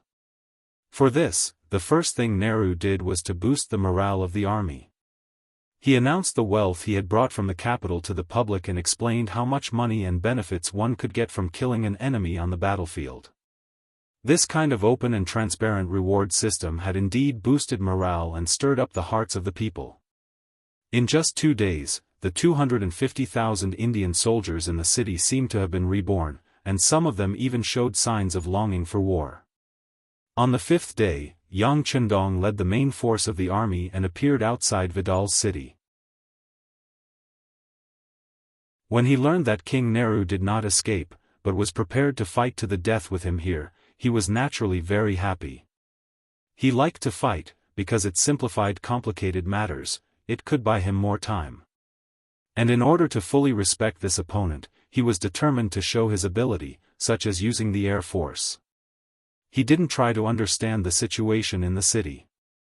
Although there were spies from the intelligence department in the city, they weren't equipped with radios and couldn't spread any news. And even without the support of intelligence, Yang Chendong could imagine that since Nehru didn't intend to leave, he must have made ample preparations and was waiting for Yang Chendong to attack the city. Since that was the case, let's see who's more powerful. On the first day outside the city, the Air Force couldn't take off due to the heavy rain. Yang Chendong endured for an entire day, which further boosted the morale of King Nehru. He shouted arrogantly that the 5-star army wasn't invincible, and they were probably afraid of his army. This boosted the morale of the 250,000 soldiers in the city by a large margin. In such a situation, without the support of advanced weapons, it was really impossible for the 200,000 soldiers of the 5-star army to take down Pidal City. In ancient times, the existence of a strong city would often deter the enemy. Sometimes, in order to take over a city, it was possible for the enemy to surround it for a few months, half a year, or even longer. That was also why the wise monarchs in ancient times had the desire to expand their territory, but were often unable to do so. But in Yang Chendong's eyes, all of that was nothing. The reason why he was able to lead his army to conquer such a large territory in just over a decade was because of the advantage brought by the large warehouse. He had advanced weapons that were far superior to those in this world, which was the greatest weapon that made him invincible and invincible. If it weren't for the fact that he didn't want to kill indiscriminately and that he needed to leave a lot of people behind to build his homeland, he could have formed an Air Force helicopter brigade, tank brigade, and war chariot brigade.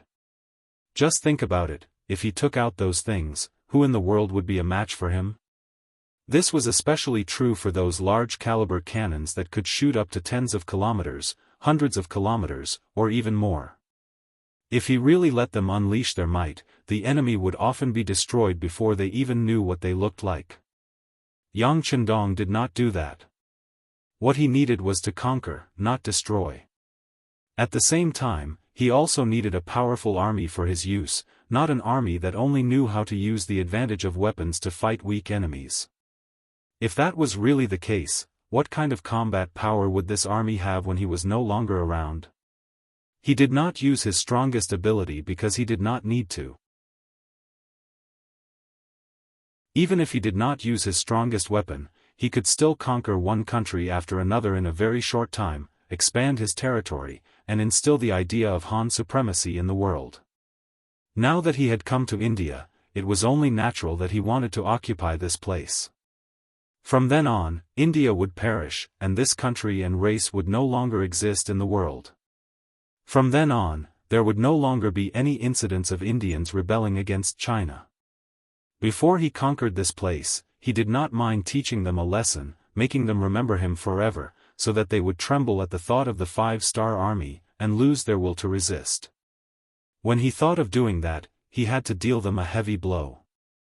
Therefore, on the morning of the third day, when the sky cleared up and the sun hung high in the sky, the Air Force set off with an order.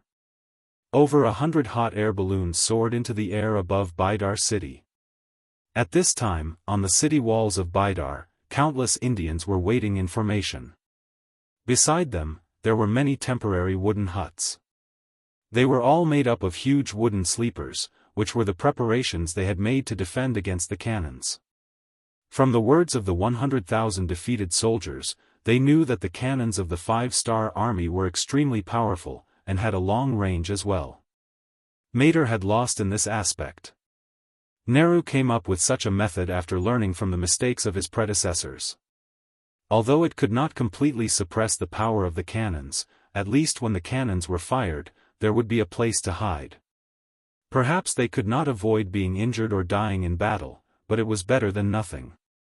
When he thought that he had done all this, he would have the ability to compete with the 5-star army, or at least have the ability to fight a protracted war. But when he heard the exclamations of the soldiers, and saw the hot air balloons that had appeared above the city without him knowing, he was still shocked. What are these things? Nehru did not know, nor did he know what they were used for. But his intuition told him that these things must be very dangerous. After all, being able to fly in the sky was already a breakthrough in the thinking of many people. Because of the backward science, the ancients had always been in awe of the heavens. Before they could figure out whether the earth was round or square, the heavens were always in existence that they had to worship. But now, there were actually people who could fly in the sky. Just this statement alone made the eyes of many Hindustanis show fear. Although the stimulation of wealth did not cause any chaos, it was obvious that the morale of the army was greatly affected when they saw the hot air balloons floating in the sky. Although they did not know what these things floating in the sky were, they knew that they did not have these things, but the Han people did. As soon as the hot air balloons appeared, it attracted the attention of all the Hindustanis in the city. Not only were there 200,000 soldiers, but there were also more than 1 million civilians in the city. India was a large country with a large population at that time. As one of the largest cities in the country, Vidar city had long had more than 1 million civilians. This was also one of the reasons why Nehru was so confident. In his opinion, with so many civilians, as long as he did not suffer a crushing defeat, he could rise again at any time. Under the eyes of millions of people, the hot air balloons arrived above Vidar city. Then, a large number of wooden barrels filled with black oil fell from the sky like a fairy scattering flowers, falling toward Vidar city. Countless wooden barrels fell, but to the Hindustanis who did not know the power of the black oil, this did not make them feel anything. They only instinctively dodged. However, when the wooden barrels fell to the ground, a large amount of black oil poured out. Following that, many fire extinguishers fell from the sky and started a huge fire. That kind of scorching feeling and that kind of threatening fire caused many people to become alarmed and cry out loudly. Some of the kerosene fell on the city tower of Vidar city, and the fire immediately burst into flames. One after another, people shouted to put out the fire. The soldiers began to put out the fire with basins of water. This primitive method of putting out the fire naturally had no effect on the kerosene. Not only that, but the fire also became more vigorous in a short period of time because of the water. Many Hindustani soldiers were caught off guard and were burned by the fire, causing even more miserable screams. On the city tower, Nehru, who was protected by countless palace guards, stared at the scene in front of him with wide eyes, and his body trembled involuntarily.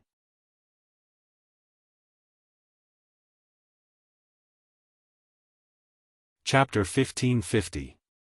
He knew that the 5-star army would have cannons to pave the way and he was prepared to sacrifice some of his men.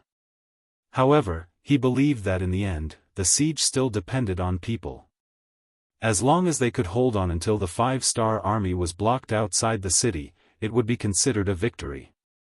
Under such a series of attacks, when both sides suffered casualties, the scales of victory would slowly tip towards him. After all, he was the king of India. If he was in trouble, the soldiers of other cities would not leave him in the lurch. Especially when they saw that he was in a stalemate with the 5-star army, the possibility of them sending reinforcements would greatly increase. When that time came, the 5-star army would not have any reinforcements. At that time, even if 2, 3, or even 5 people were sacrificed, the final victor would still be him. This was the reason why Nehru persisted until the end. He firmly believed that with the advantage of nearly 10 million people, he would definitely be able to drive the 5-star army out of the country. However, he never expected that the other party would start a fire, and it was the kind of fire that could not be extinguished at all. Perhaps the fire would not hurt many people, but the impact on the morale of the army was unimaginable. When all the soldiers lost their fighting spirit because of the fear of the fire, the 5-star army would charge at the right time. Who would be able to stop them? For this battle, he took out all his assets to reward everyone and raise the morale of the army. However, all of this was based on whether they could win and survive. And if they died in battle, what was the use of all the wealth? At this moment, Nehru finally felt fear. He did not know if the 5-star army had any other means that they had not used yet. Just a big fire had already left him at a loss. What would he do if there were other ways to attack? The fire continued to light up in the city and could not be extinguished. Anyone who came into contact with the flames would either die or be seriously injured without exception. It did not take long for the city to turn into a living hell. On the other hand, the five-star army outside the city had no intention of attacking the city at all. On the contrary, they set up a formation to prevent the Hindustanis from launching a counterattack in desperation. After that, they began to cook. It didn't take long for the aroma of meat to drift into Vidal's city. If it was any other time, the aroma of the meat would definitely make the Hindustanis, who could not even fill their stomachs, swallow their saliva. However, at this moment, all of them were vomiting non-stop. There was no other reason other than the fact that many people in the city had already been burned to death and turned into roasted meat. The smell they emitted was actually not much different from the smell of meat. How could it not make people want to vomit? Young master, when do we attack? Beta Persei asked curiously as he watched the fire burning everywhere in the city. Don't worry. This Nehru clearly wants to fight us to the death. How can we let him have his way? Let's burn it for a few days first. Yang Chendong had a confident smile on his face.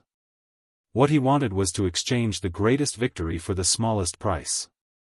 He wanted to see how many more days these Hindustanis could last.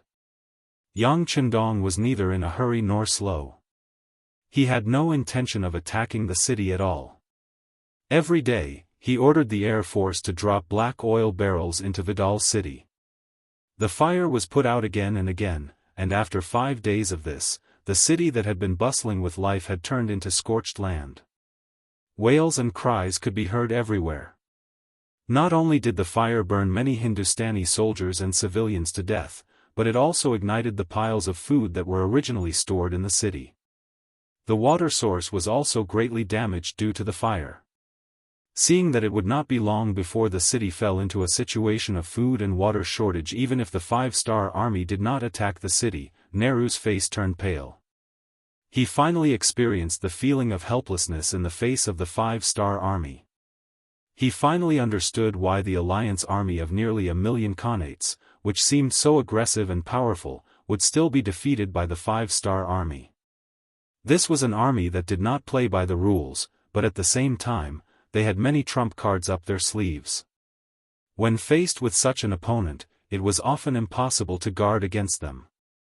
It was only natural that they would lose in the end. Your Majesty, our rations can only last for another 10 days at most. We don't have much water left.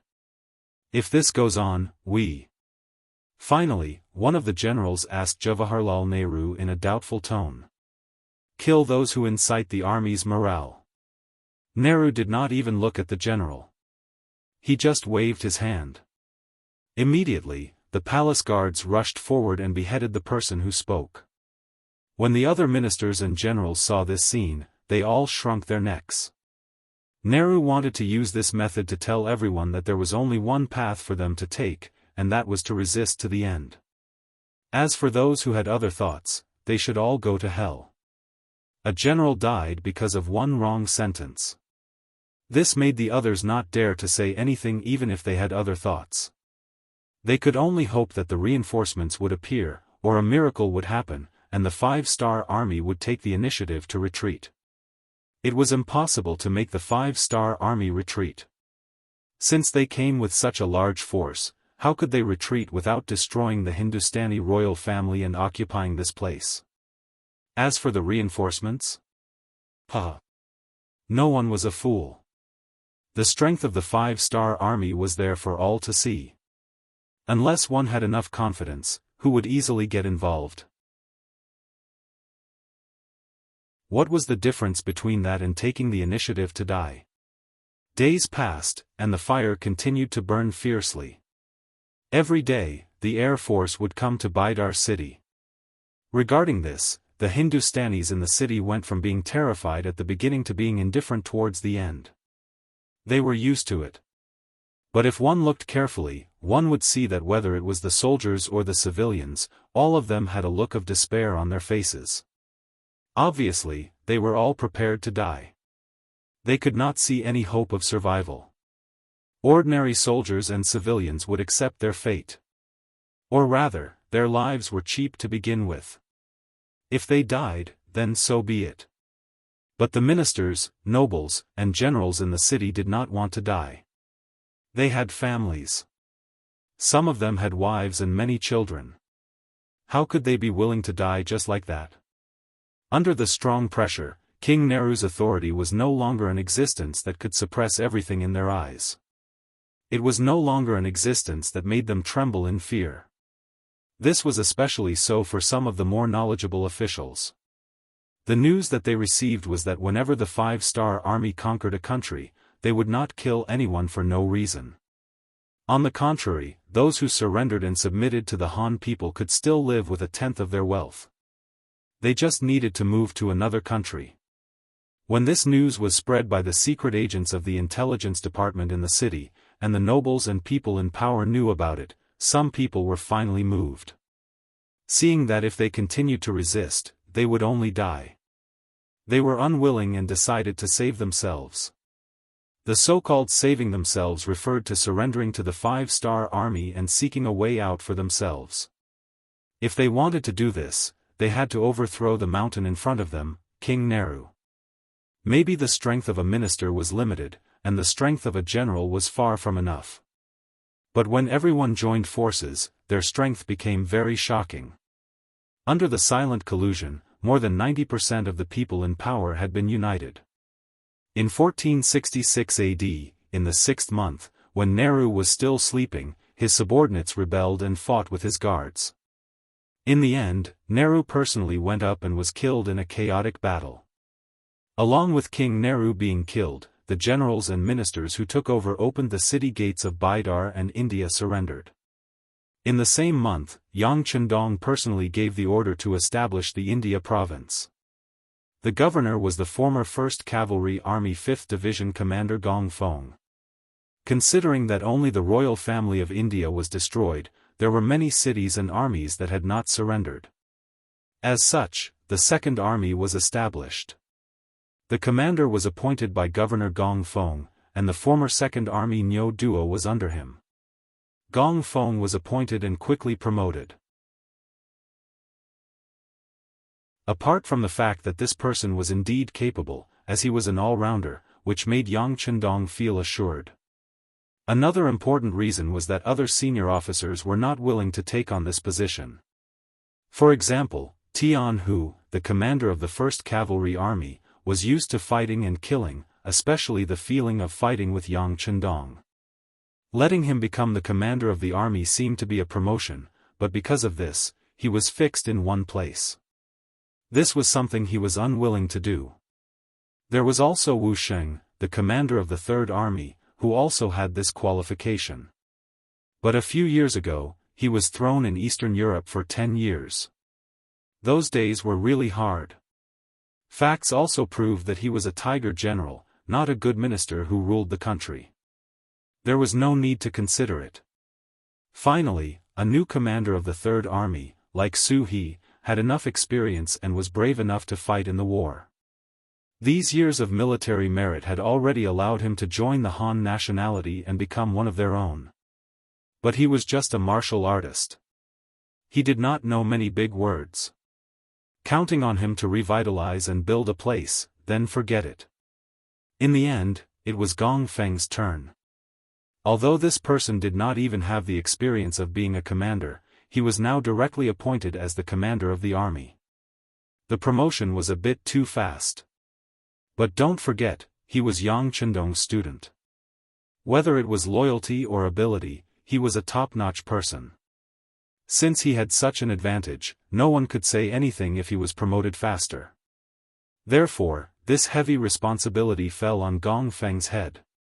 After receiving the appointment, he knelt in front of Yang Chendong with tears in his eyes. While thanking Yang Chendong for his kindness, he also said that he would do his best to pacify the whole of India, and then seize the time to build and strive for self-sufficiency as soon as possible. He would do his part to strengthen Yang Chendong. At the end of June 1466 AD, King Wunan of Daimyong Yang Chendong led the main army out of India and went straight to the city of Lahore in the north.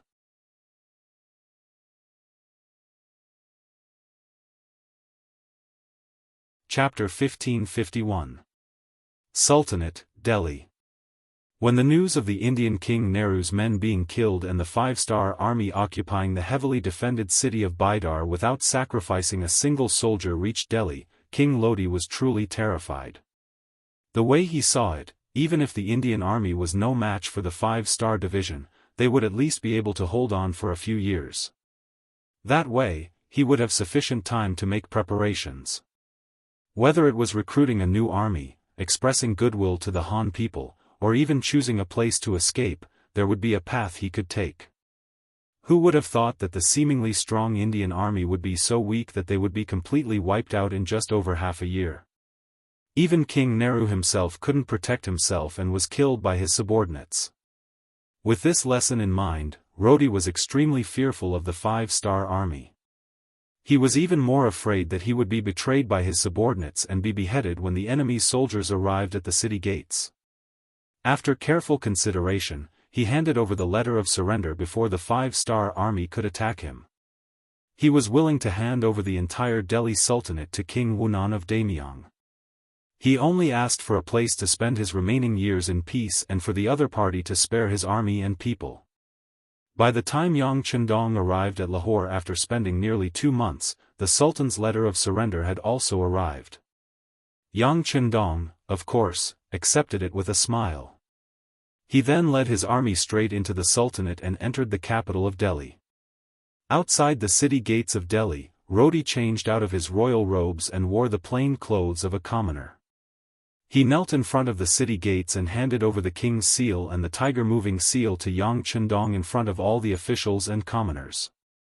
He stayed in Delhi for 5 days and comforted Rodi. He also said that he would send him to Chichen City, where the weather was pleasant and the living facilities were good. It was the best place to spend his remaining years in peace. After that, he met with some of the officials in the country and won over many of their hearts. In the 9th month of 1466, he led the main force of the army out of Delhi, passed through Kanauj, Jabuna River, and arrived at the border city of Benares. His army then arrived at the border city of Sadpur in the Barangi kingdom. At this time, the nobles of Bangra were also panicking. India was destroyed and the Delhi Sultanate surrendered. The situation had changed so quickly that it was beyond their expectations. If it was half a year ago, who would have thought that the five-star army would be so powerful that even the barriers behind them, India and the Delhi Sultanate, which they thought were the safest, had been taken down one by one? Now, Bangla, who was originally at the rear, had become the front line. They had to face the five-star army head-on. Did they have the ability to do so? Before the main force of the five-star army could do anything to Sadpur city, 2 different voices were heard in Dhaka city. One wanted to surrender, while the other wanted to fight. Most of them were descending. It was clear that Bangla, with a population of less than 3 million and an area much smaller than India, was truly afraid. They might be able to take advantage of the fact that the five-star army was not paying attention to them to take advantage of them. However, when the five-star army treated them like a piece of cake and wanted to deal with them, their fear would appear in their bones. As the king, Abdul's power was not completely centralized. The power he inherited from his father, Muradin, was not complete. There were even some voices in the country that looked down on him. Him sending troops to Myanmar was also a means to divert everyone's attention. He hoped to use this opportunity to win a few battles to lay his foundation and let everyone know that he was not inferior to his father. On the contrary, he was even stronger. His train of thought was correct. Usually, a new king would use some external methods to settle internal matters and achieve the goal of centralizing power. However, the bad thing was that they should not have chosen the five-star army as their opponent. Now that they had attracted the attention of this lion, even Abdul was afraid. After learning that the Sultanate had surrendered, Abdul immediately wrote a letter to General Rajiv, who was fighting in Burma. He explained the situation at the rear and asked him to ask for help from the great Ming dynasty's 3rd provincial king, Zhu Huiyun. No matter what, he had to help him. Otherwise, with Bangla's strength, he would not be a match for the five-star army, who had the strongest firearms. Unfortunately, after writing the letter, it was like a stone sinking into the sea. There was no reply. It was not that Rajiv did not inform Zhu Huiying. Instead, it was that Zhu Huiying could not even protect himself. How could he have the strength to support Bangla? Previously, the matter of the two sides working together to divide the Yang faction's territory seemed like a joke now. Perhaps Abdul trusted Zhu Huiying too much and fell for his trap. He attracted such a powerful enemy like the five-star army.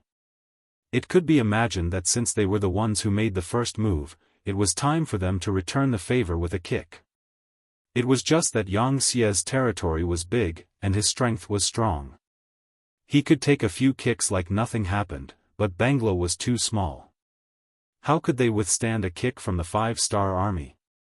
Tell Zhu Huiyun that if he doesn't send reinforcements, I will also surrender to the five-star army like the Sultan. At that time, I will also tell King Wu Nan of the Great Ming Dynasty about his previous promise.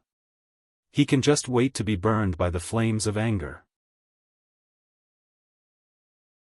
Abdul, who was furious, said sternly to the newly sent messenger. He just wanted to put on a threatening appearance. If he did not do so, he was afraid that Zhu Huiying would not help him with all his strength. But what Abdul did not expect was that this threat would cause him to lose his life in the end. On the 7th day after he sent out the new emissary, a group of relatively short and serious people came from outside the palace of Bangra. When they appeared at the back door of the palace, they were welcomed in. The palace that was usually tightly guarded was now like an open park in front of these people. There were no secrets to be kept. That night, it was these people who changed into night clothes and quietly appeared outside King Abdul's palace. In the night, these people moved like lightning and were as swift as the wind. The 20 palace guards waiting outside were not even a match for these people in black. In less than half an incense's time, they were all killed. When the leader of the black-clothed people appeared beside the king's bed, Abdul seemed to have sensed something and slowly opened his eyes. "Who are you? Who are you?" When he opened his eyes, he saw a black figure standing in front of him. Out of instinct, Abdul could not help but exclaim. But after that, he felt a chill on his neck. It was as if something was flowing out of his body. Then, all the strength in his body began to be sucked away, bit by bit. Abdul was dead. He died on his bed. Along with the queen, her personal maids, and dozens of guards. The king died from an assassination. It was only in the middle of the night when another shift of guards came to take over the shift. Once this was out, the already anxious people of Dhaka city became even more chaotic. In the middle of the night, the entire palace was brightly lit. Many people were shouting to catch the assassins. But obviously, they did not even know the exact time of the king's death. How could they catch the assassins? And in less than an hour, a group of black figures left the palace. When they left, the leader of the black-clothed people stopped in his tracks. His eyes revealed a cruel and smug smile. Under the moonlight, one could see a pair of small triangular eyes. If Yang Chendong was here, he would definitely recognize him. He was one of the special ninjas of the Japanese Empire who was on his death list. Sadpur City. When Yang Chendong led the five-star army to the city, the general guarding the city sent out a messenger. The general idea was that the king intended to surrender, but what should he do? He still needed to discuss with the ministers, so he needed some time. He hoped that the five-star army could wait for a few days. Facing the messenger, Yang Chendong did not feel anything wrong. India was destroyed just like that. The king of India died because of it. Then, the king of Delhi Sultanate surrendered. Now, it was Bangla's turn. It was reasonable for them to choose to surrender. Yang Chendong could understand the situation. He told the messenger that he could wait for a few days. He didn't even threaten the other party to not play any tricks. Facing the five-star army, who had absolute strength, delaying the battle for a few days wouldn't have any effect. So he wasn't worried that the other party would play such tricks. It should be that Abdul really needed time to discuss with the ministers. After all, the surrender of a country was not a small matter for a country. While waiting, 7 days passed. Sadpur city's defense became even tighter. There were also many soldiers on the city tower. Although they knew that their arrows couldn't hit the 5-star army's camp 5 miles away from the city, the soldiers still drew their bows and put on an attitude of, "If you dare to come, I dare to shoot." The situation suddenly became tense. This naturally didn't escape the eyes of the scouts. When the situation was reported back to Yang Chendong, he was also confused. He couldn't understand why Bangla's soldiers suddenly became tough. Could it be that they have something to rely on? This doubt was quickly solved.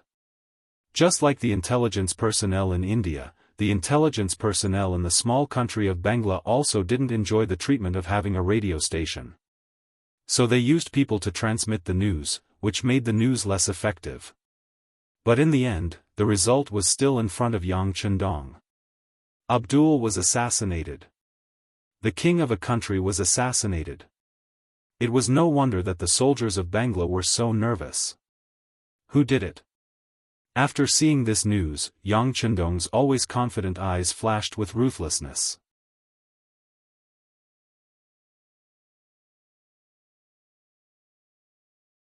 Chapter 1552. The assassination order was definitely not given by him, and without his order, no one would dare to do it. Moreover, to assassinate the king of a country in a heavily guarded palace without being discovered afterwards was not something an ordinary person could do. Even in the entire Yangtze, even the spies of the intelligence department's action team couldn't do it. Only people like the Wolf Fang Special Forces, who have been specially trained in beheading operations, could do it. Of course, the high-level ninjas of the Japanese Empire could also do this if they had an insider. In Yang Chendong's eyes, without his order, these two armies wouldn't dare to act without orders. Then who could be the murderer? What good would killing King Abdul do to the person who did it? Yang Chendong, who was puzzled, was really puzzled. This sudden incident was not as simple as the killing of a king. At least, it showed that there was a dark hand behind the scenes that he couldn't see or didn't know about. Since they had the ability to kill King Abdul, then could they also pose a threat to his safety? Of course, Yang Chendong was now at the level of a grandmaster, and he had Okura's protection. Unless someone could kill him in an instant, there would be no chance. But this didn't mean that his family would be safe. Beta Persei immediately sent a report to Jianghu and asked him to increase the security level of the Resin City Palace. Although he didn't think of the reason, it was necessary to take precautions. Understood. Beta Persei also thought of something, and his expression changed drastically. Then he turned and went to the telegraph office. Yang Chendong was left alone in the tent, and he was silent for a long time. With Okura's help, there was really no one in the world that could make him feel afraid. If there was one, it would be the people in the dark. Because such a person, you don't know who they are, what kind of means they will use, and what kind of method they will appear in front of you. If he made a mistake and fell into the other party's trap, he would have to pay a heavy price. This was especially true for his family and children in the palace. If any of them were hurt, Yang Chendong would not be able to accept it psychologically. In his previous life, he was an orphan. Other than the military and he had no other relatives. But in this life, he had these family members, so as a man, he had to protect them well. Anyone who wanted to harm them would have to go through him first. Otherwise, if they suffered any losses, even if he found the culprit and tore him into pieces, it would be too late for regrets. It would not be enough to make up for everything. Who? Yang Chendong, who had been sitting for a long time, slowly stood up. He had already decided to let Yang San investigate this matter personally. At the same time, he had also arranged for the members of the Langia Special Forces to be hidden outside the palace of Resin City as an extra layer of insurance. At this moment, he suddenly felt like there was a dagger at his back. But no matter what kind of feelings he had, the problem of Bangla still had to be solved. Their king, Abdul, was assassinated. Presumably, everyone would think that he was the culprit. If that was the case, it would be impossible to reclaim this place peacefully. After all, how could the five-star army, which even their king could not tolerate, gain the trust of Bangla's officials and generals? Since peaceful means could not solve the problem, then they would fight. Fight until the opponent was afraid, until the opponent surrendered, until Bangla was destroyed. They were the ones who attacked Xia's Myanmar province first. Now, it was time for them to pay the price. If they were not convinced, then they would fight until they were convinced. If they did not surrender, then they would fight until they surrendered. The death of King Abdul could not stop the advance of the five-star army. Early the next morning, the 2nd and 4th divisions of the Cold Front Division were fully armed and arrived at the outskirts of Sadpur city. When they were 3 miles away, the cannons roared and shells whizzed through the air towards the 5 city towers. After a round of cannon fire, the city walls collapsed. Using this opportunity, the 1st Cavalry Army and the new army's elite cavalry attacked from the left and right respectively. Sadpur city fell. This battle seemed to be very easy. But that was only because of the advantage of the firearms. In fact, it was not that there was no resistance at all. For example, when the 2 cavalry armies charged into the city, they encountered a lot of resistance. Especially after entering the city, there would be people shooting arrows from the dark corners from time to time. Because of this, both cavalry armies suffered casualties, especially the new army. Just after entering the city, the number of soldiers killed and injured exceeded 2,000. For the new army, this was already a defeat. Such a large number of casualties made them too ashamed to face anyone, let alone report the losses to Yang Chendong. But how could Yang Chendong, who always had full control of the army, not know? After listening to Beta Persei's report, he only replied with a cold expression, "Understood."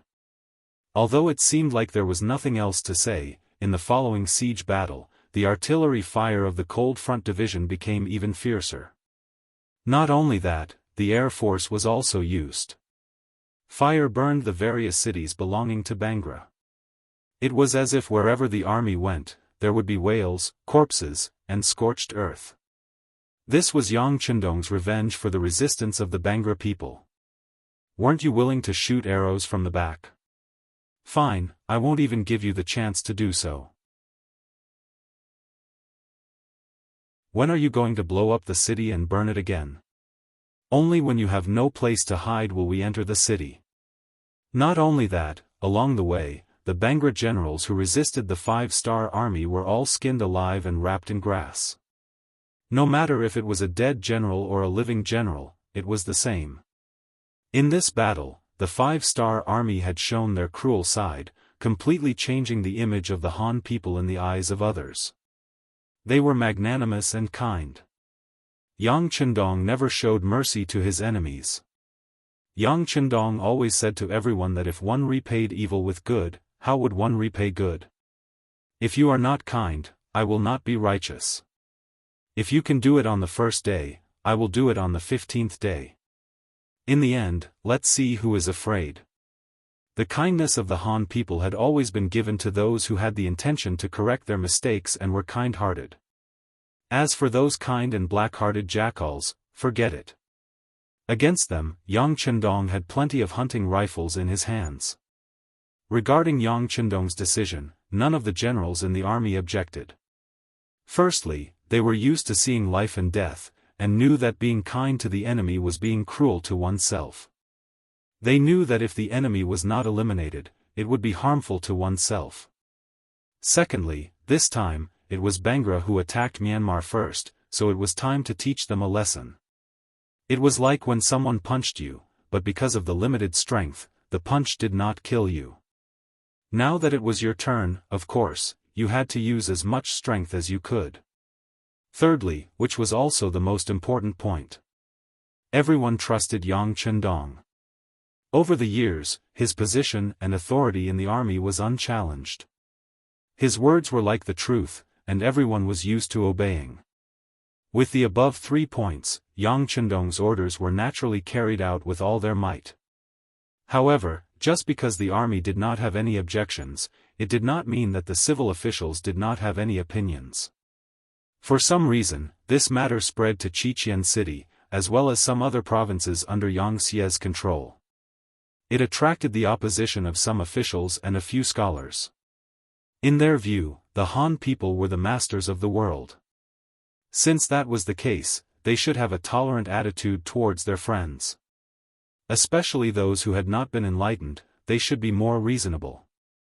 Once they knew the etiquette, they would not go against the Han army.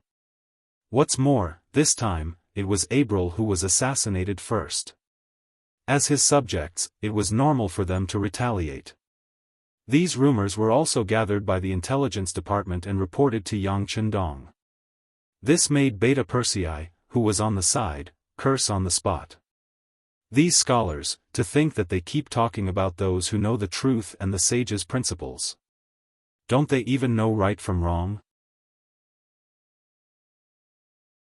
That bullshit King Abu was not killed by us at all. He was about to surrender, how could we kill him? It was obvious that someone was trying to frame him. How can these people be the accomplices of a villain? Yang Chendong agreed with Beta Persei's words. It was impossible to say that he was not angry. He was fighting and killing on the front lines, risking his life at all times to bring glory to the Han people and let them live a good life. Now, they had taken advantage of him and were still acting obedient. What magnanimity, they really did not know fear. With anger in his heart, he curiously looked at the list of names from the intelligence department. He wanted to see who was on it and who he was familiar with. Not to mention the list, he really saw a few familiar faces. For example, the Deputy Minister of the Ministry of Ethnic Affairs, Dong Chuanfu, and the Deputy Director of the Ministry of Grain, Yan Lianshui. These two people, because their positions were not low and their positions were very important, their names left some impression in Yang Chendong's heart. As for the others, he didn't care. They were just some unknown names that couldn't arouse his interest in the slightest. The list also recorded some of their opinions. The most important thing was that they were the Celestial Empire and were a country of etiquette, so they should help some small countries. How could the army do such a cruel thing? Yang Chendong only laughed coldly at this. In his eyes, these people were not real scholars. From Yang Chendong's point of view, a true scholar was not only a scholar who could write essays and recite poems, but also a person whose essays were creative and thoughtful. Moreover, they were also people who had humanistic feelings and social sciences. Moreover, real scholars were people who were the most serious, full of a sense of justice, and who cherished their own reputation the most. Jumping out like a group of jumping clowns, belittling others to elevate themselves, pretending to be virtuous, fishing for compliments, and looking down on others, such people could not be called scholars. They could only be called a group of arrogant and shameless pseudo-scholars.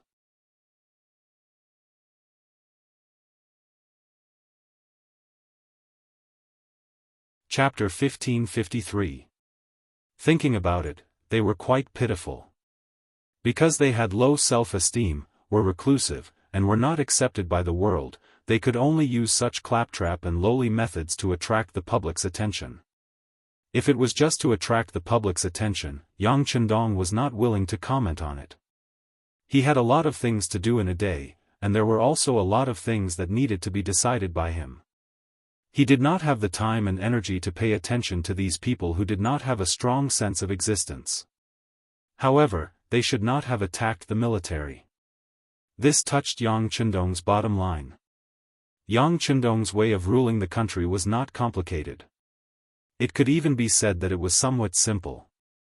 In order to better manage the areas under his rule, he would give the civil officials great power. He only needed to divide the work. As for the more detailed work, he would let the people under him do it. He only needed to wait and see the results. If the results were good, he would continue to use them. If the results were not good, or if it proved that the person was not capable, he would just replace them. Sometimes, he would even indulge the civil officials. This was a form of respect for them, and also a strategy to manage the country. After all, the civil officials were important.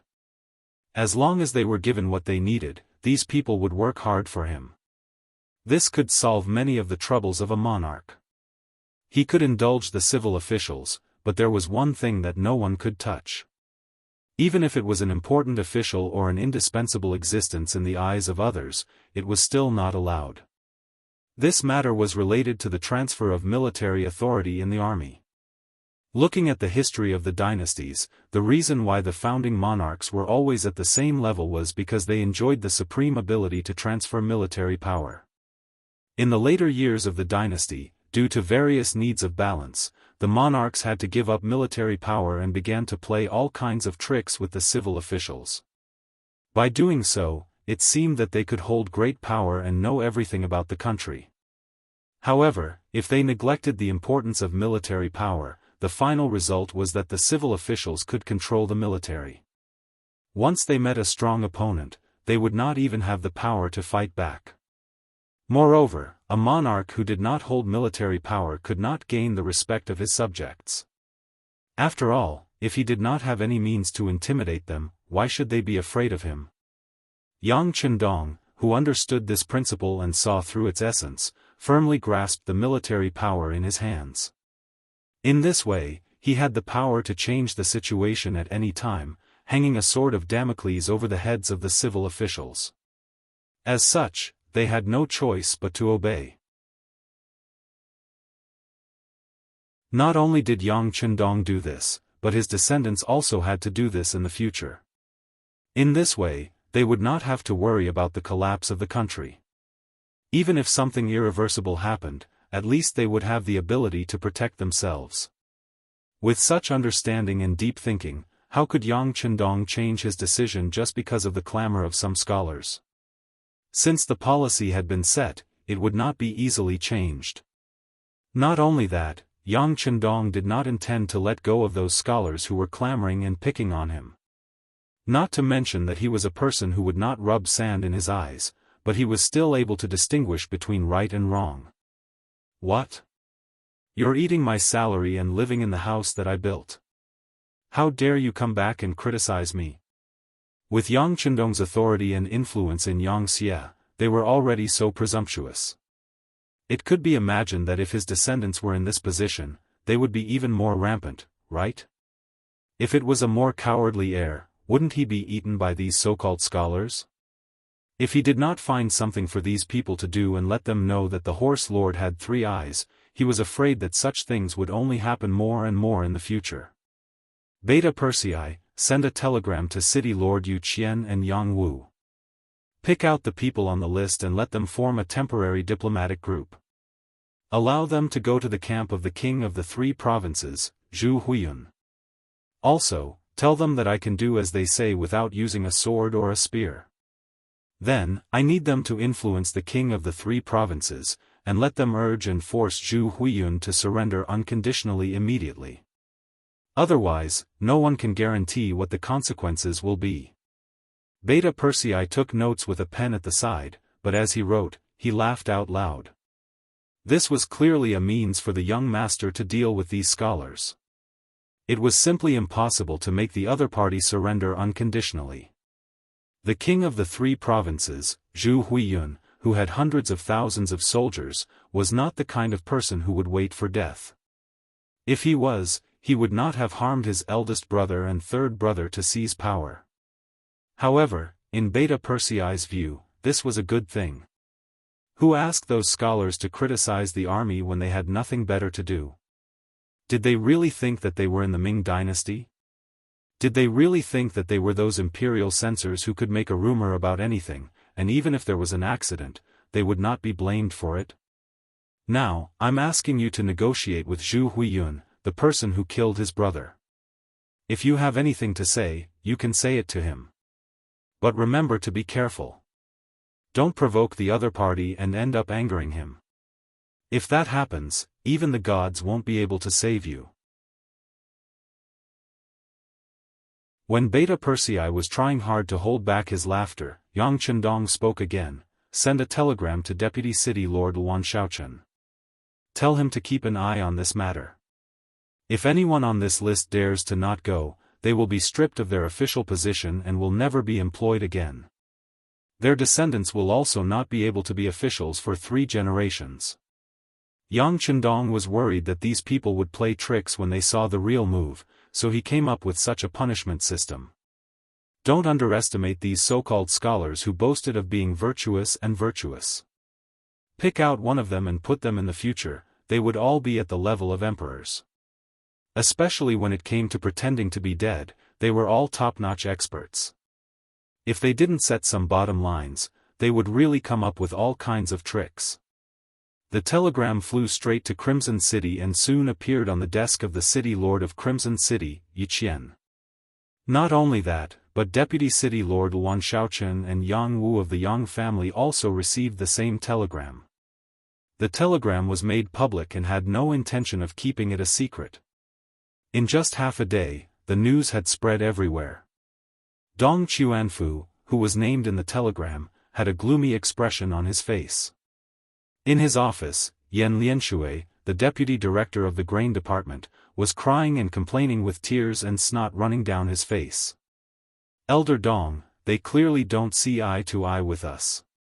They think we're talking too much and want to make an example out of us. As our leader, you must speak out against it. I don't want to face the king of the 3 provinces. I heard that this person even killed his brothers. He's a demon king.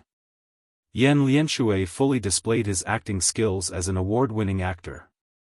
His face was full of pitiful, and tears flowed freely from his eyes. Those who didn't know would think that he had suffered a great grievance. When he said this, Dong Chuanfu's face became even uglier. What did he mean by being the leader? He wasn't going to take the blame for this. Thus, he said coldly, Deputy Director Yan, pay attention to your status. This matter was voluntary from the beginning to the end. No one forced anyone, let alone being the leader. After this reminder, Yan Lianshui realized that he had said something wrong and quickly corrected himself. Yes, Elder Dong is right. We were willing. However, our intentions were good. We didn't want to see the 5-star army brutally kill people. There's nothing wrong with this. Now, you want us, the civil officials, to persuade the king of the 3 provinces to surrender? This is an impossible task. Perhaps we won't be able to return. Elder Dong, you are someone whose city lord you personally wrote a letter to invite. You have a lot of face, so you must report this matter truthfully. Humph, this time, Dong Chuanfu didn't say anything to refuse. He was indeed summoned by Yu Qian from the southern Ming dynasty. At that time, he was just an unsuccessful 7th-rank imperial censor in the southern Ming dynasty. He was getting older and was about to die. At this time, Yu Qian sent someone to deliver a letter to him. He thought about the current situation and saw that Bugnam of Gojoseon was going to replace the great Ming dynasty. Thus, he made the decision to join the southern Ming dynasty and become the deputy chief. In reality, it wasn't just Dong Chuanfu. In the entire Yangxia dynasty, there were many people like him. They were all invited by Yu Qian or their colleagues who had been officials in the great Ming dynasty. However, these people had a common characteristic. Whether it was in the southern Ming dynasty or in Baiming, they were the type of people who weren't used in important positions. Otherwise, they wouldn't have abandoned their families and come to the Yangxia dynasty. After all, in the eyes of many people, the great Ming dynasty was the orthodox. Dong Chuanfu, who was personally invited by Yu Qian, was very proud of himself. Relying on this, even the head of the Ministry of Ethnic Affairs, his immediate superior, was rarely in his eyes. Now that something had happened, he naturally had to ask Yu Qian for help. Alright, I'll go look for City Lord Yu now. All of you just stay here quietly and don't say anything that goes too far. Dong Chuanfu stood up from behind the desk and tidied up his clothes. Under Yan Lianshui's admiring gaze, he walked out of the office. The main responsibility of the Ethnic Affairs Department was to adjust the conflicts between the various ethnic groups in order to achieve harmony. In the end, they would eliminate the barriers and become one family. Just from this point alone, it was a very important department. When Yu Qian recommended Dong Chuanfu for the position of deputy minister, he had high hopes. He believed that with this person's ability, he would be able to do things well. Therefore, as someone who was valued by Yu Qian, Dong Chuanfu didn't need to make an appointment to see the city lord. When the staff of the city lord's manor saw Dong Chuanfu appear, they first greeted him with a smile. Then, with the excuse that the city lord was still busy and needed to wait for a while, they invited him to a nearby lounge. Dong Chuanfu didn't think too much at first, but after staying for more than 2 hours, his expression became a bit ugly. In particular, he hadn't seen anyone pour tea for him in such a long time. How could he not know that he was being ignored? You're tuning in to the UnparalleledSwordWill YouTube channel. Don't forget to subscribe and join us on this journey to catch the most captivating stories.